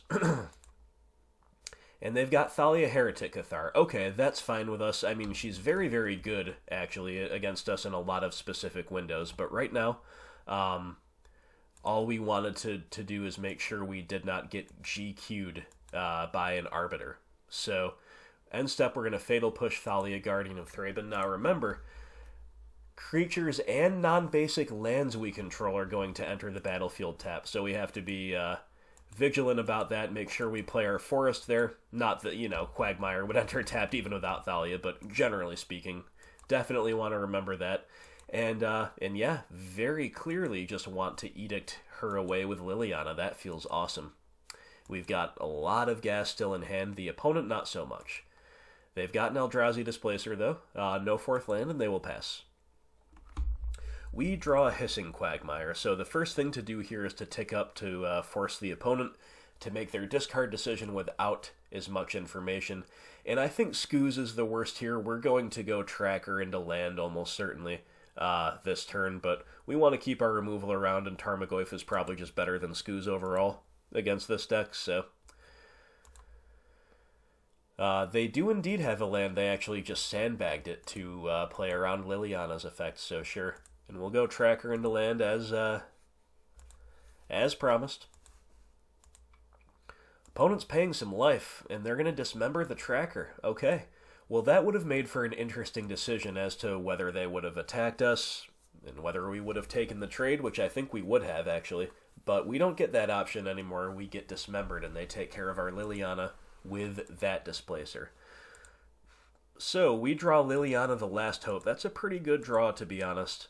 But I think I would rather try to play her when when I'm able to protect her, right? Because taking up to shrink this Displacer, yeah, that's fine. That plays, right? But I think playing the Tarmogoyf there is just about as good, and it lets us also hold up this clue, which I'm very interested in doing. And holds up Assassin's Trophy as well. So they play another Displacer, and they play that off of a Horizon Canopy, so they are totally out of cards. Alright, end step. We'll go ahead and take a draw with the clue, and it's Field of Ruin. Okay, another Tarmogoyf. So this is pretty interesting. We could do a few different things here, obviously. We could hit something with a trophy while they don't have the blink effects up. And that's kind of tempting because this effect is exile another target creature, then return it to the battlefield tapped under its owner's control. So a Displacer cannot protect itself, it cannot blink itself in response to spot removal, but they can blink each other. So that's definitely a temptation here. But what I think I want to do is see if I can entice them into a double block here, which would, of course, let me just totally blow them out with a trophy. I can't, so we'll go ahead and field away that Horizon Canopy for the same reason I did so against humans. We just want to deny them that draw while they're tapped. So our Goyf will hit for 4. We'll play another Tarmogoyf. And once more, I could trophy away Displacer, but these cards are just not going to beat me, I don't think. And I know that Reality Smasher is in their deck, and that card can beat me. So, for that reason, I'm kind of interested in holding up my trophy. Opponent looks like they're thinking about maybe an activation, but they're just going to pass with a card in hand. Sure, you got it. Alright, Blooming Marsh, not an exciting draw. But here we are the aggressor here. We've got some gigantic Tarmogoyfs. We'll see what they're going to do. So they're going to double block, and now they have the ability to blink in a response and all that good stuff. So I'm totally cool with this. I'm totally fine trading 1 for 1 and getting 4 points of damage across, which is exactly how that plays out. So definitely fine with that. And now it's time for Liliana the Last Hope. And here I think rather than shrinking the displacer, it is better to roll down, try to buy something back. We've got a few different options here. We can buy back that Goyf, we can get a Scooz. However, I think Tireless Tracker is looking pretty nice here, especially with that Blooming Marsh in hand. So that's exactly what we're going to do. So we are grinding very, very well this game, while also proactively clocking the opponent. Opponent's going to tap out, make our Tireless Tracker tap out, but then they don't really have anything else. They will take their draw step, they're going to tap a single colorless mana, and then they're going to scoop it up. So who knows what they had, what they were about to do. Whatever it was, they decided they would rather just conceal information and go to the next game. So totally fine with me. Very happy to get that Game 1 win against a deck that can cheese out a lot of wins with these Simian Spirit Guides. Here's the thing, though. Here's one of many, many reasons, my friends, I love playing Green-Black Rock. I love playing Golgari. Like, turn 1 Thalia will just steal games from so much of the format. Same thing with turn 1 Chalice of the Void. Same thing with all kinds of other things. We are so well-rounded and so well-balanced that we don't usually just automatically lose to effects like that. So, you know, even Blood Moon is probably the most likely to do it to us. Not that this is a Blood Moon deck, but just speaking more generally. But even so, we're way more resilient to Blood Moon than just about any other mid-range deck out there. So, anyway, just one of many reasons I love this deck. You know, they mulligan looking for a busted start. They open with the busted start after just taking them all to 6 of turn 1 Thalia, and we just don't really care. We just pretty comfortably win through the turn 1 Thalia followed by a good curve. So, good times, but let's take a look at the sideboard, see what to do here.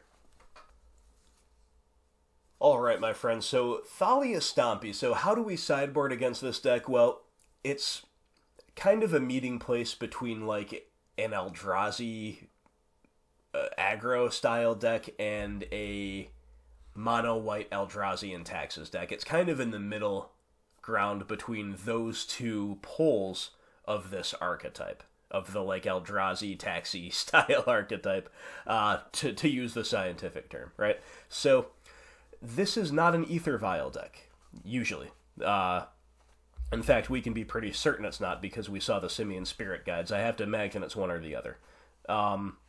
It is a deck that plays a lot of 2-drops, 3-drops, 4-drops, and, of course, the 5-drop of Reality Smasher.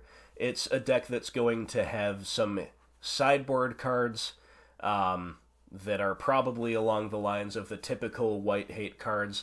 Rest in Peace we can expect.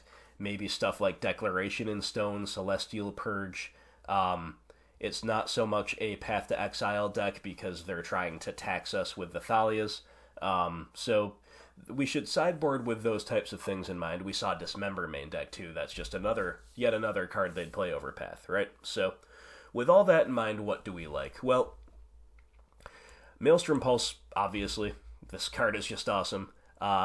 They play enough white cards that we want to consider the Death Mark, but really it's only going to hit the traditional D&T cards like the Thalias and the Leonin Arbiter. Eldrazi Displacer is devoid, so remember that, but I still think Deathmark is pretty sweet here.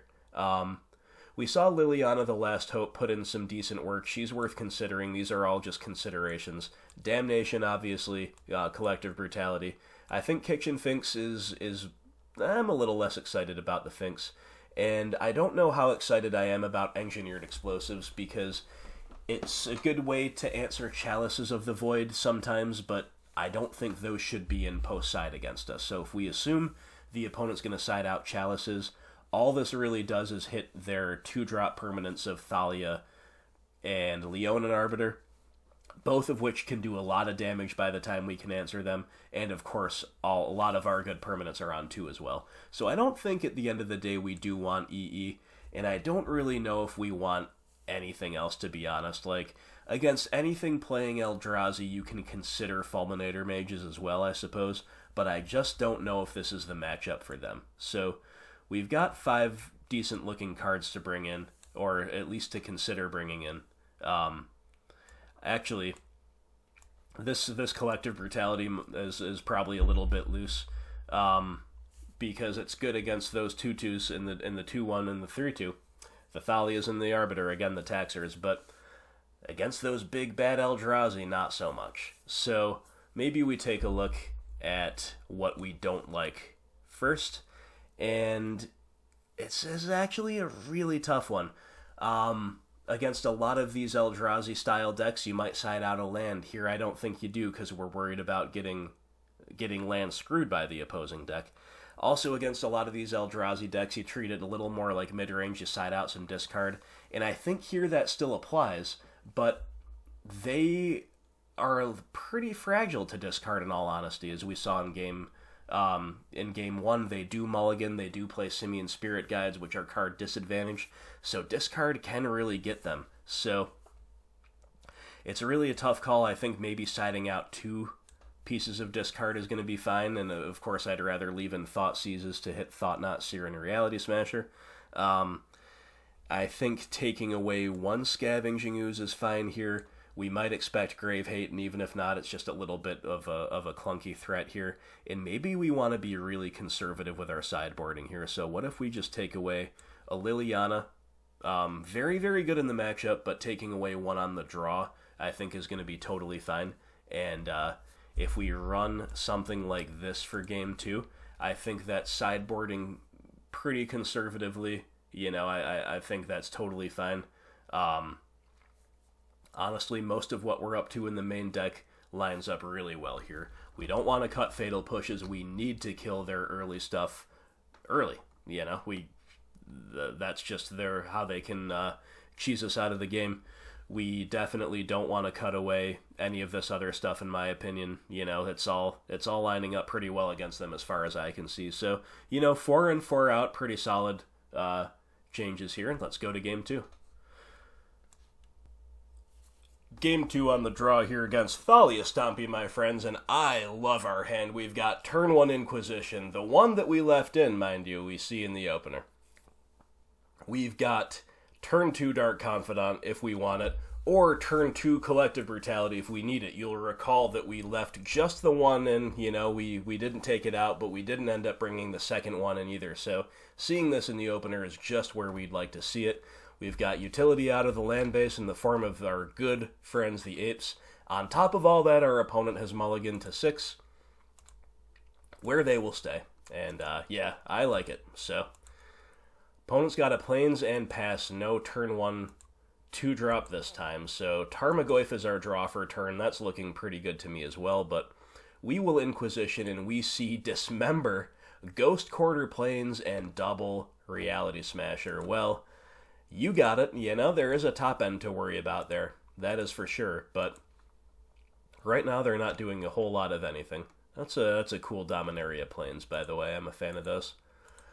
And they rip a Rest in Peace off the top. Well, that kind of invalidates our Tarmogoyf, at least for now. But I think our plan was going to be this Bob anyway. So we'll stick with the plan.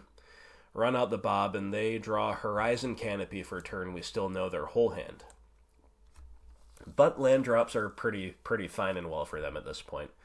Alright, Bob flips a Bob, and we draw Thoughtseize naturally for a turn. So this is a really interesting spot, and I think, of course we're going to Thoughtseize, take away a Smasher, there's no question about that. And a lot of the time, double Bob is a bit of a liability, but in this particular situation, with no target for Collective Brutality in their hand, and also Collective Brutality able to buy us back a little bit of life and advance our clock a little bit, and Goyf shut off by the Rest in Peace, I think we've got to put our faith in Double Bob here, and I think it might actually have a pretty good chance to work in this particular spot. So Bobs are going to flip a Treetop Village and a Liliana of the Vale, respectively. And we draw Tarmogoyf for a turn. So, the opponent has not made a play. They have not played. Excuse me. It's been a long video. Let's start over. They unfortunately did not go into a position where they've got just the Smasher left in hand, because there would be nothing better here than Liliana tick up, get the Smasher out of your hand, and we are so far ahead on resources, it's not even funny. So we have to play. We don't have that easy out. We've got to play a little bit more cagely. So we'll hit the opponent for 4, and then it's collective brutality time. Just draining, advancing the clock, giving ourselves a little bit of a buffer. And I think I'd rather just get a Treetop Village down than deploy a Goyf that's a 0-1, because remember, the Smasher tramples.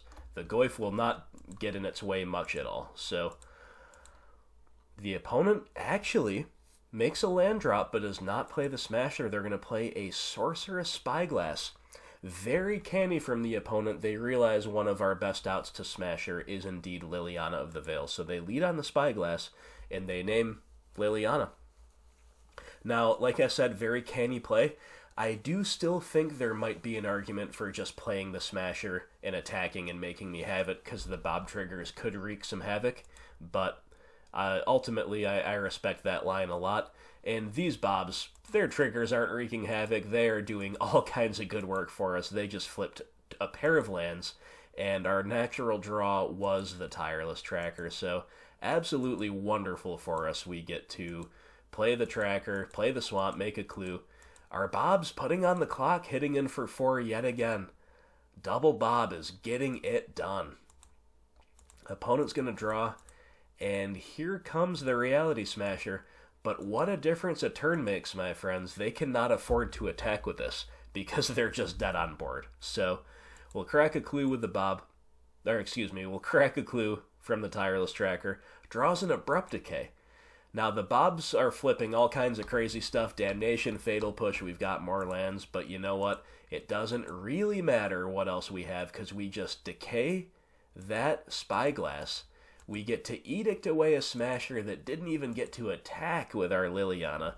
And then we just send in the Bobs and the Tracker for lethal. So that was a fun one, my friends. Double Dark Confidant absolutely running the table. Coming across for a lot of damage. I don't know what it would have been at the end of the day, but let's see. We hit for 2 with our first Bob on turn 3. And then from there, 4 plus 4 plus 4, 14. And then another 2. Yeah, the Bob's doing a lot of work. And, of course, drawing us all the cards we could ever possibly use and then some. So, yeah, not much more to be said about this. We didn't have that many difficult decisions to make. You know, we only had one choice with that Inquisition, so we took away the Dismember. Which, to be fair, even if that was a Thoughtseize, I guess that's what we would have taken there, because we were always planning to play the turn 2 Dark Confidant. Even before we saw the Rest in Peace, even before anything else, I think turn 2 Bob is the play against this deck.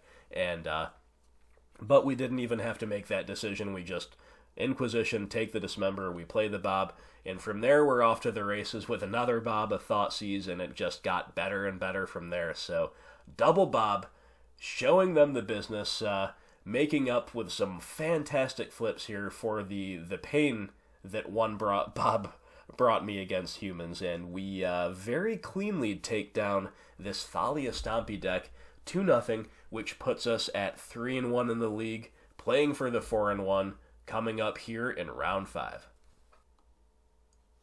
Final round here, my friends, and we are on the play, and we've got a fine and functional hand. Not much more to be said about it. Of course, a turn 1 discard would be welcome, but we don't have that. Beyond that, turn 2 Bob and a turn 3 Lily on the play seems good to me. The opponent takes a Maul, they go down to 6. Our opponents have taken a decent number of Mauls to 6 here. Obviously, you could run out the Overgrown Tomb there as well. Either way. They're going to go Plains into Ether Vials, sure. So we'll get another tomb here.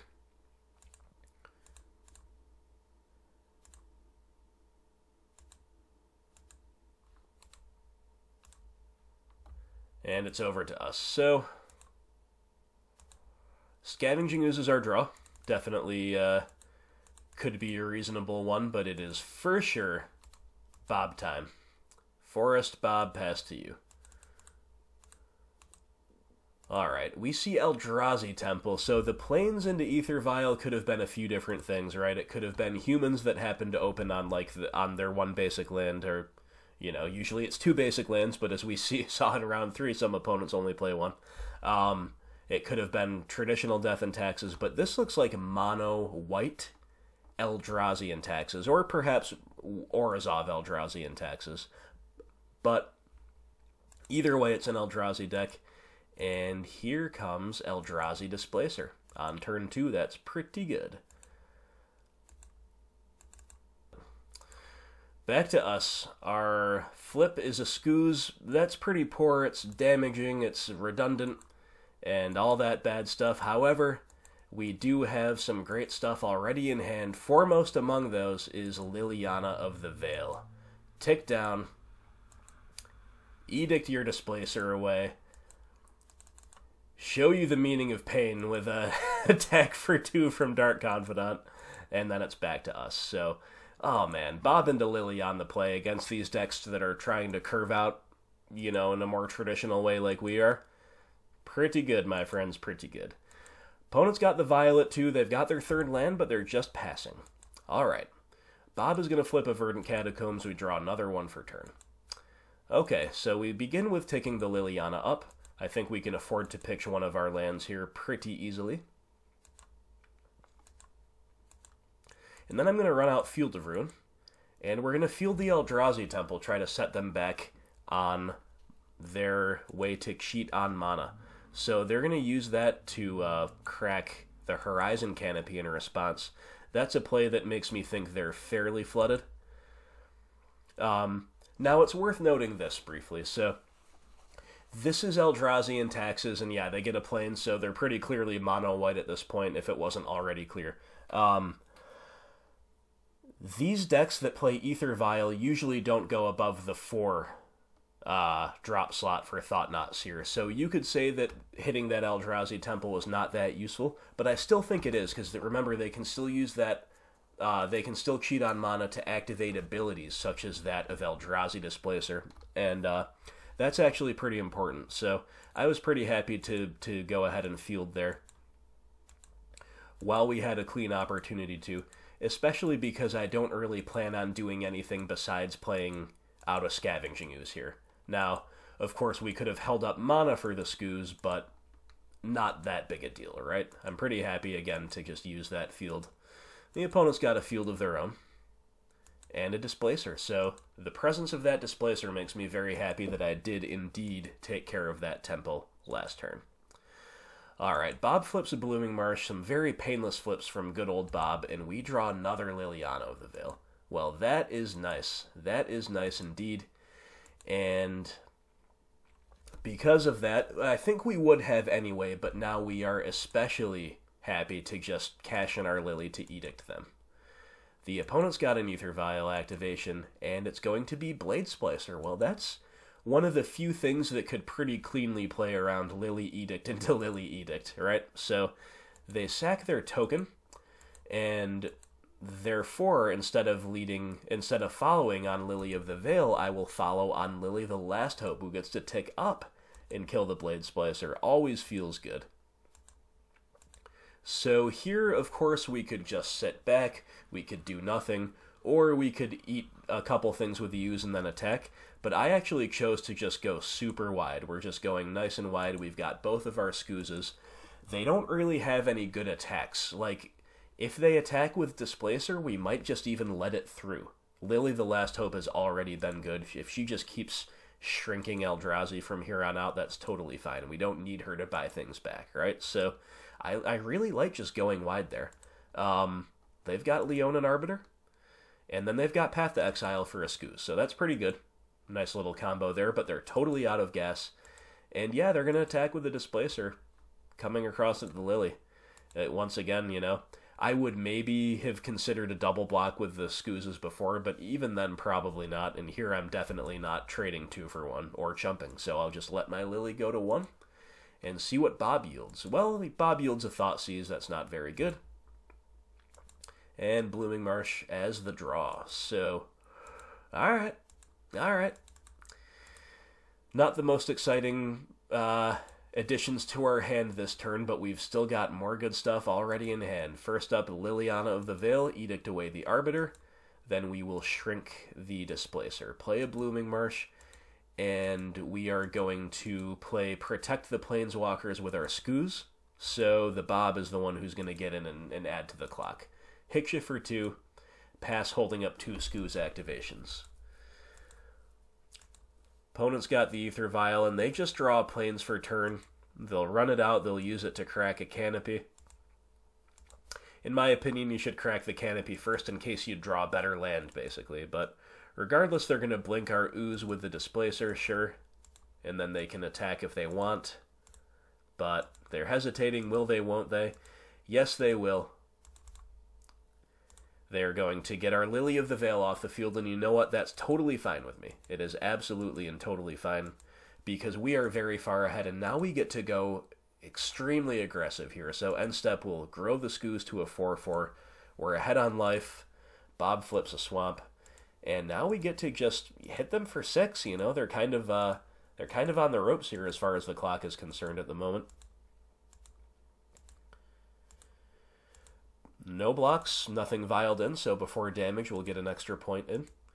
And then we'll Thoughtseize, so this way we just clear the coast. If they've got something to vial in, then we can potentially hit it with a Maelstrom Pulse. If not, we get to take it out of their hand. Oh, beautiful. This is a Flicker Wisp, which is a really good last card to have, right? But they flick the Liliana of the Veil, Liliana the Last Hope, which is the correct flick. And but that's a card that very cleanly kills the Flicker Wisp once she comes back. So for that reason, I will just pulse the Displacer while they're tapped out.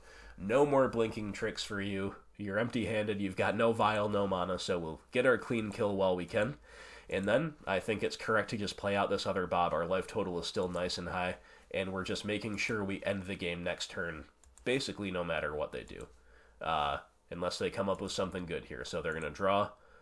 They're thinking about attacking with the Flicker Wisp, but then they just realize, if they attack, even if they have a blocker to vial in, they're dead unless they just chump the Ooze. We're going to draw 3 cards next turn.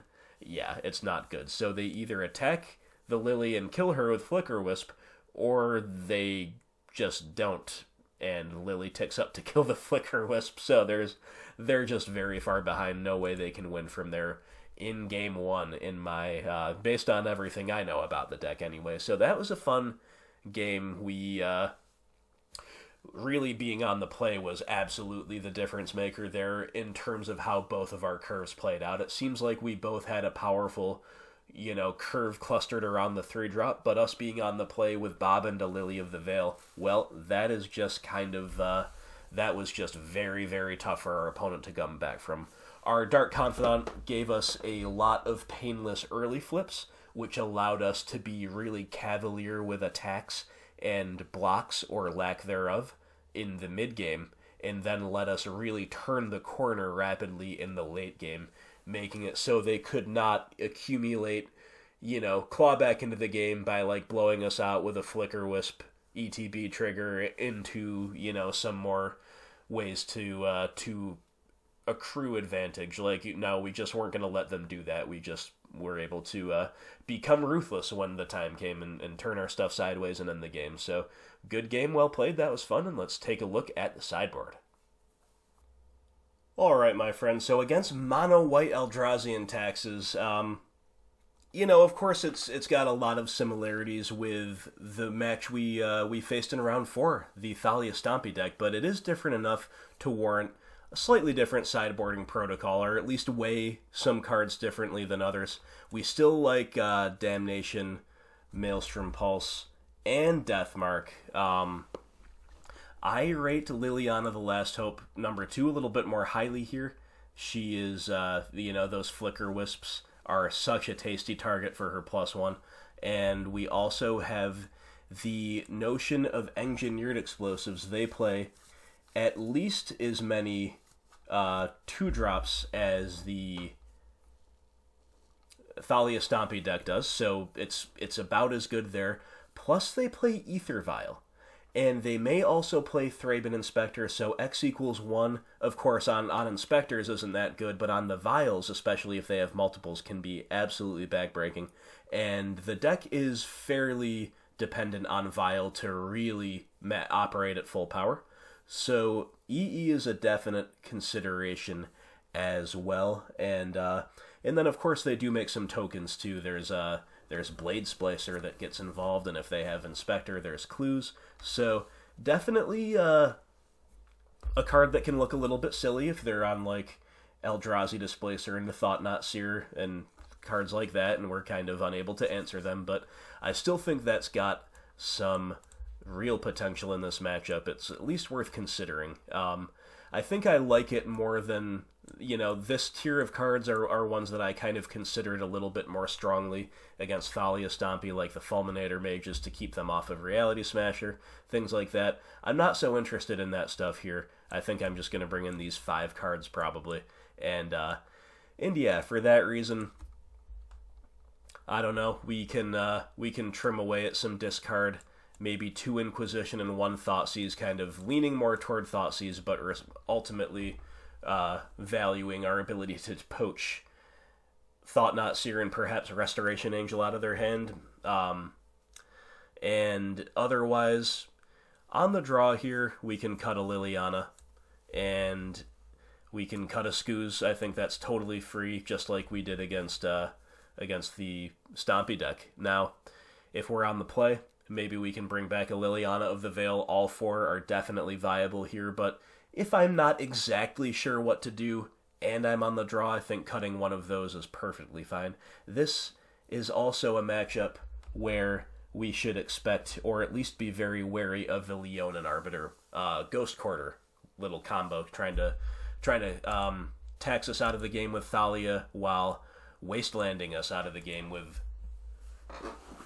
Arbiter, or indeed strip mining us out of the game. So for that reason, once again, I don't think we can afford to cut a land, and we should be running a 60 that looks something like this. Alright, my friends, on the draw here, game 2 against Mono White Eldrazi and Taxes, and I do like our hand. It's got a lot of power and utility in the land base, and we've got the turn 2 Bob, or Collective Brutality if we need it, into turn 3 Liliana. Of course, tapped lands notwithstanding, that could mess up our curve, but for now, I think the hand is very powerful, very well balanced. And they do have the turn 1 Ether Vial, so a lot of decks you can expect them to side out Vials against us. I don't know that much about Mono White Eldrazi and Taxes, but like I said in the sideboard tech, I think they're fairly dependent on Vial to operate at capacity, so I am not surprised to see that still in against us, even though generally speaking, Vial comes out against us probably more often than not across the broad modern meta. Alright, the opponent's got Horizon Canopy into Thalia, Guardian of Thraben. You got it. What can we draw? What can we draw? We can draw a Blooming Marsh. Well, that's a good draw. It's going to let us curve out, so I'm more than happy with that. And we cannot, of course, Collective Brutality because of the tax. We can only play a creature, and it's going to be the Bobby.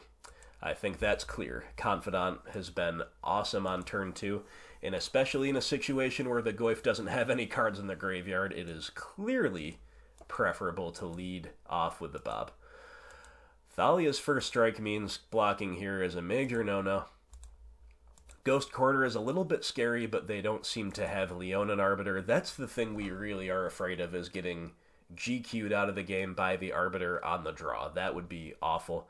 Instead, they just have a Blade Splicer, so, yep, this is a A 1/1 that gives golems first strike and also makes a 3/3 golem when it enters the battlefield, for those who don't know. And of course, with Flicker, Wisp, and Restoration Angel, they can blink this card to make repeated 3/3 golem tokens. So they've got Violon too, they will pass to us. Field of Ruin as our flip, that's a good one.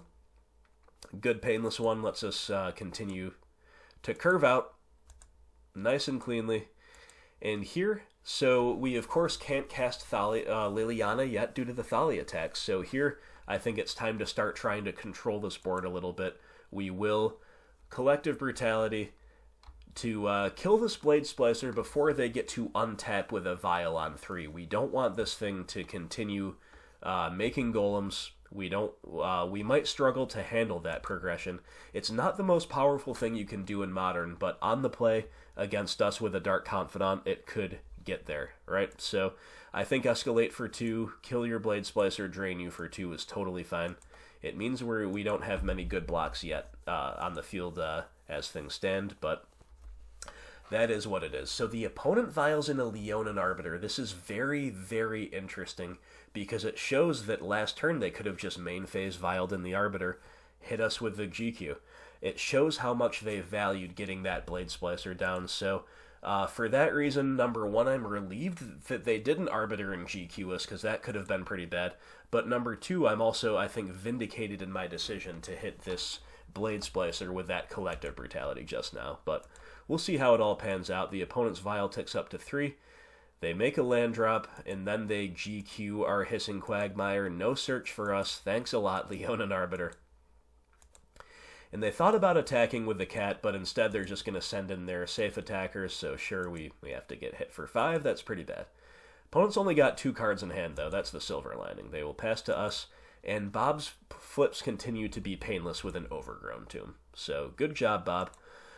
Inquisition of Kozilek. That's an interesting draw, but you can see the lethal combination of Arbiter GQing us off of lands and Thalia taxing us. So under other circumstances, we could play Liliana of the Veil, or we could play Inquisition, and we still can play Inquisition, right? That's not dead. But at this point, not only are the tax and land destruction effects a concern, they also have a clock that's real. So playing the Tarmogoyf here, I think, is what we've got to do. It's pretty bad against a Path to Exile, but if they don't have Path, then it's going to wall off the attacks. So they're in a Violin, a Displacer. Sure, you got it. Then they will untap and crack the Horizon Canopy right away, looking for more action. Then they're going to swing in with a 3/3 Displacer and a 3/3 Golem token into my 3/4 Tarmogoyf, so I'm going to go ahead and assign a block. Not really sure what I'm playing around here. And neither of these are the opponent, I guess, because they went to go pay costs, and they found that they couldn't or didn't want to. They might have something that's getting taxed by their own Thalia. Unfortunate if true, but very, very good for us. So that's one explanation. The other explanation is that they see themselves as the aggro, and they think they're going to get outground by us if the game goes too long, so they're just trying to force damage across. But if that was the case, I think they would have attacked with everything, not just those two. So I think the opponent punted in some way, shape, or form there. I'm just not sure exactly how. Alright, Bob flips a tracker, so we've had our couple painless turns, but now he's really... he's reminding us that greatness comes at a cost. So we get hit for 3, but we get to at least play a painless land, and now I'm pretty happy to just edict away anything with Liliana. Just keep the board from being any wider than it already is. That's what I want to do. And I'm ahead on resources. I have a Planeswalker to protect, so I'm going to just be very defensive here. Plus, I'm behind on life. So they've got another Displacer to Violin, so... they've got a lot of gas, that's for sure. Vial's going to stay on 3. And the opponent's turning the whole board sideways. Alright, well, I'm going to take the blocks that are the best for me if they don't have any combat tricks. And all 3 attackers, by the way, are coming at me. They're totally ignoring Liliana. So Tarmogoyf on Displacer, Bob trading with Arbiter. And it all just works. It all just works. So my Tarmogoyf has now just killed 2 creatures in the last 2 turns, blocking. And on top of that, my Confidant trading with Arbiter is actually awesome, because in my head-on cards, I just don't want to lose any more life, basically. So the opponent will play another Thalia, and they will pass. 2 cards in hand. Alright. We draw a Hissing Quagmire. Sure, that's fine. So, few options here. We could definitely consider leading on Inquisition of Kozilek, because they do have 2 cards in hand. They're all tapped out besides the Vial. We might be able to get them here. And that's definitely a line, but I think rather, there's a decent chance they have something to Vial in there, and our Inquisition will then whiff. If not, okay, then my Inquisition might kind of just be mostly dead from here on out, or at least suboptimal. But I think I'd rather lean on the Liliana ticking up. It gets another Vial out of their hand, sure, that's fine. Because I cannot Inquisition and play Tireless Tracker this turn due to the Thalia attacks. So I think playing the Tireless Tracker there is pretty necessary. It lets me stay ahead on resources. More importantly, it lets me stay with a good beefy board presence here. And that's really what it's all about. We don't want to lose before we can really take over the game. So Path to Exile for our Tarmogoyf, yeah, that's a pretty good one. So bye-bye Goyf, we at least are not getting our search shut off by the Arbiter. So we've got all the mana we can need now. And now they're attacking, but they're both attacking Liliana of the Veil, so they don't think they can beat her if she edicts again. So if they were both coming at me, I would trade the tracker for the Golem, because I just can't afford to go to 1, I don't think. Not against an Aether Vial deck where they can just vial in anything on the end step that can, they can untap and kill me on the attacks, right? But because they're both going at Liliana, I actually still considered taking this trade, because I just want the board to be their board to be as narrow as possible. So I considered just choosing to trade the tracker for the Golem, even though it wouldn't save my Liliana. In the end, I decided not to, but it was definitely an interesting thought. However, if I simply crack 1 clue, the tracker just walls off both of those attackers. Or 2 clues to wall off the Golem, excuse me. So I chose not to, but it was a tough call. We draw Maelstrom Pulse. Alright, that's a pretty good draw. It's just any removal here is basically good. Unfortunately, I cannot cast both spells this turn.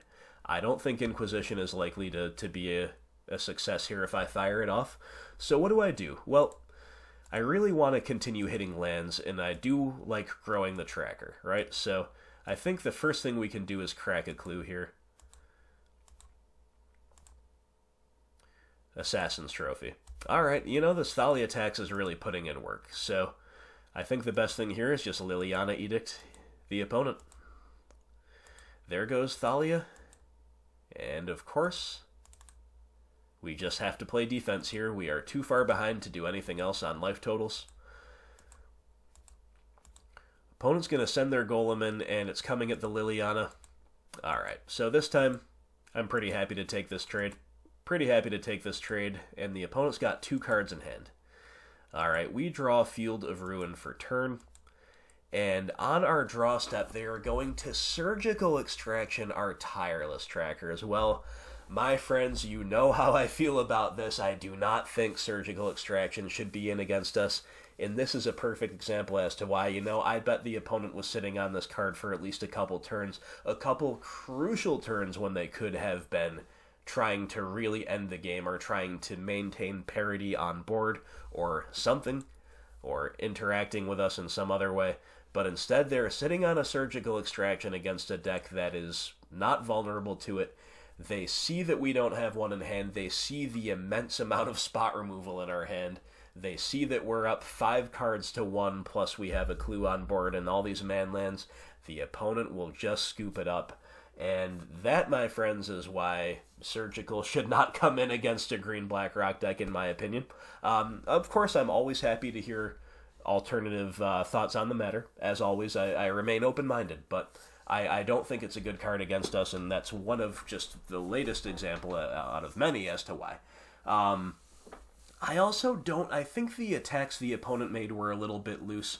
attacking into the Tarmogoyf a couple times, losing a couple valuable creatures for not much. They forced a little damage through and all that. But, on the other hand, the opponent, like I said, they seem to have had some kind of trick up their sleeves that they couldn't. Maybe it was just that path to exile. They thought they could path if I blocked a certain way after blocks, and then they found they couldn't due to their own Thalia.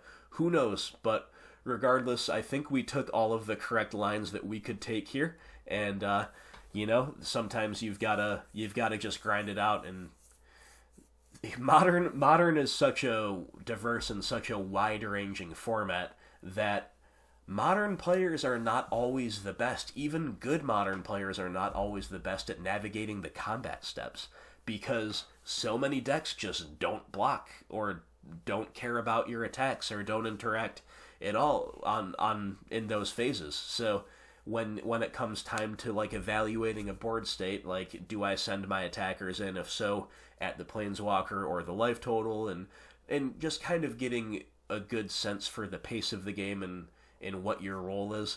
A lot of people don't have that. So if we can force them to participate in all these phases of Magic, just like the game designers intended, sometimes that's another way that we can leverage skill or experience or meta knowledge or what have you, or just force the opponent to make more decisions. The more decisions they make, the more likely they are to make a mistake, right? So we got there, my friends. We got there, taking down Mono White Eldrazi and Taxes 2-0, and finishing this very interesting league at 4-1.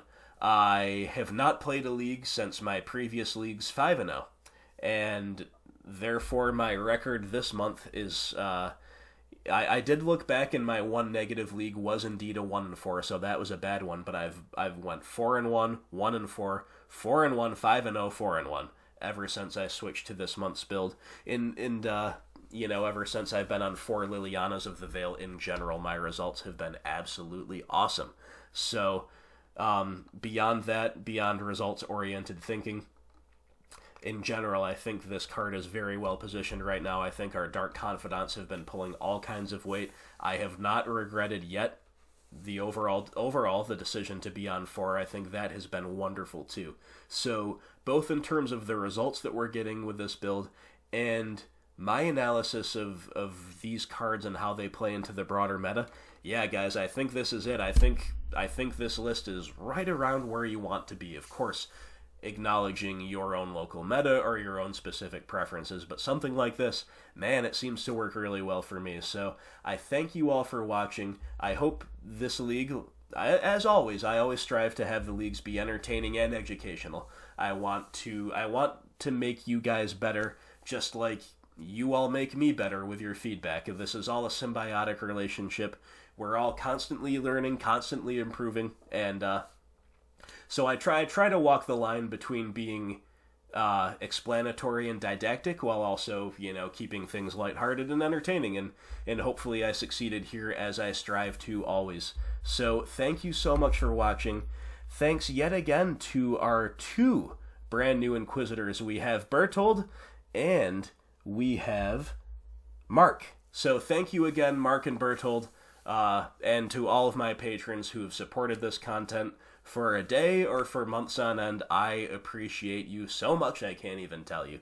And as always, my friends, let me know what you thought about the matchups, about the sideboarding, about the lines within the games, anything and everything. Let me hear it. I look forward to hearing your feedback and to seeing you in the comments section. Remember to like, share, and subscribe.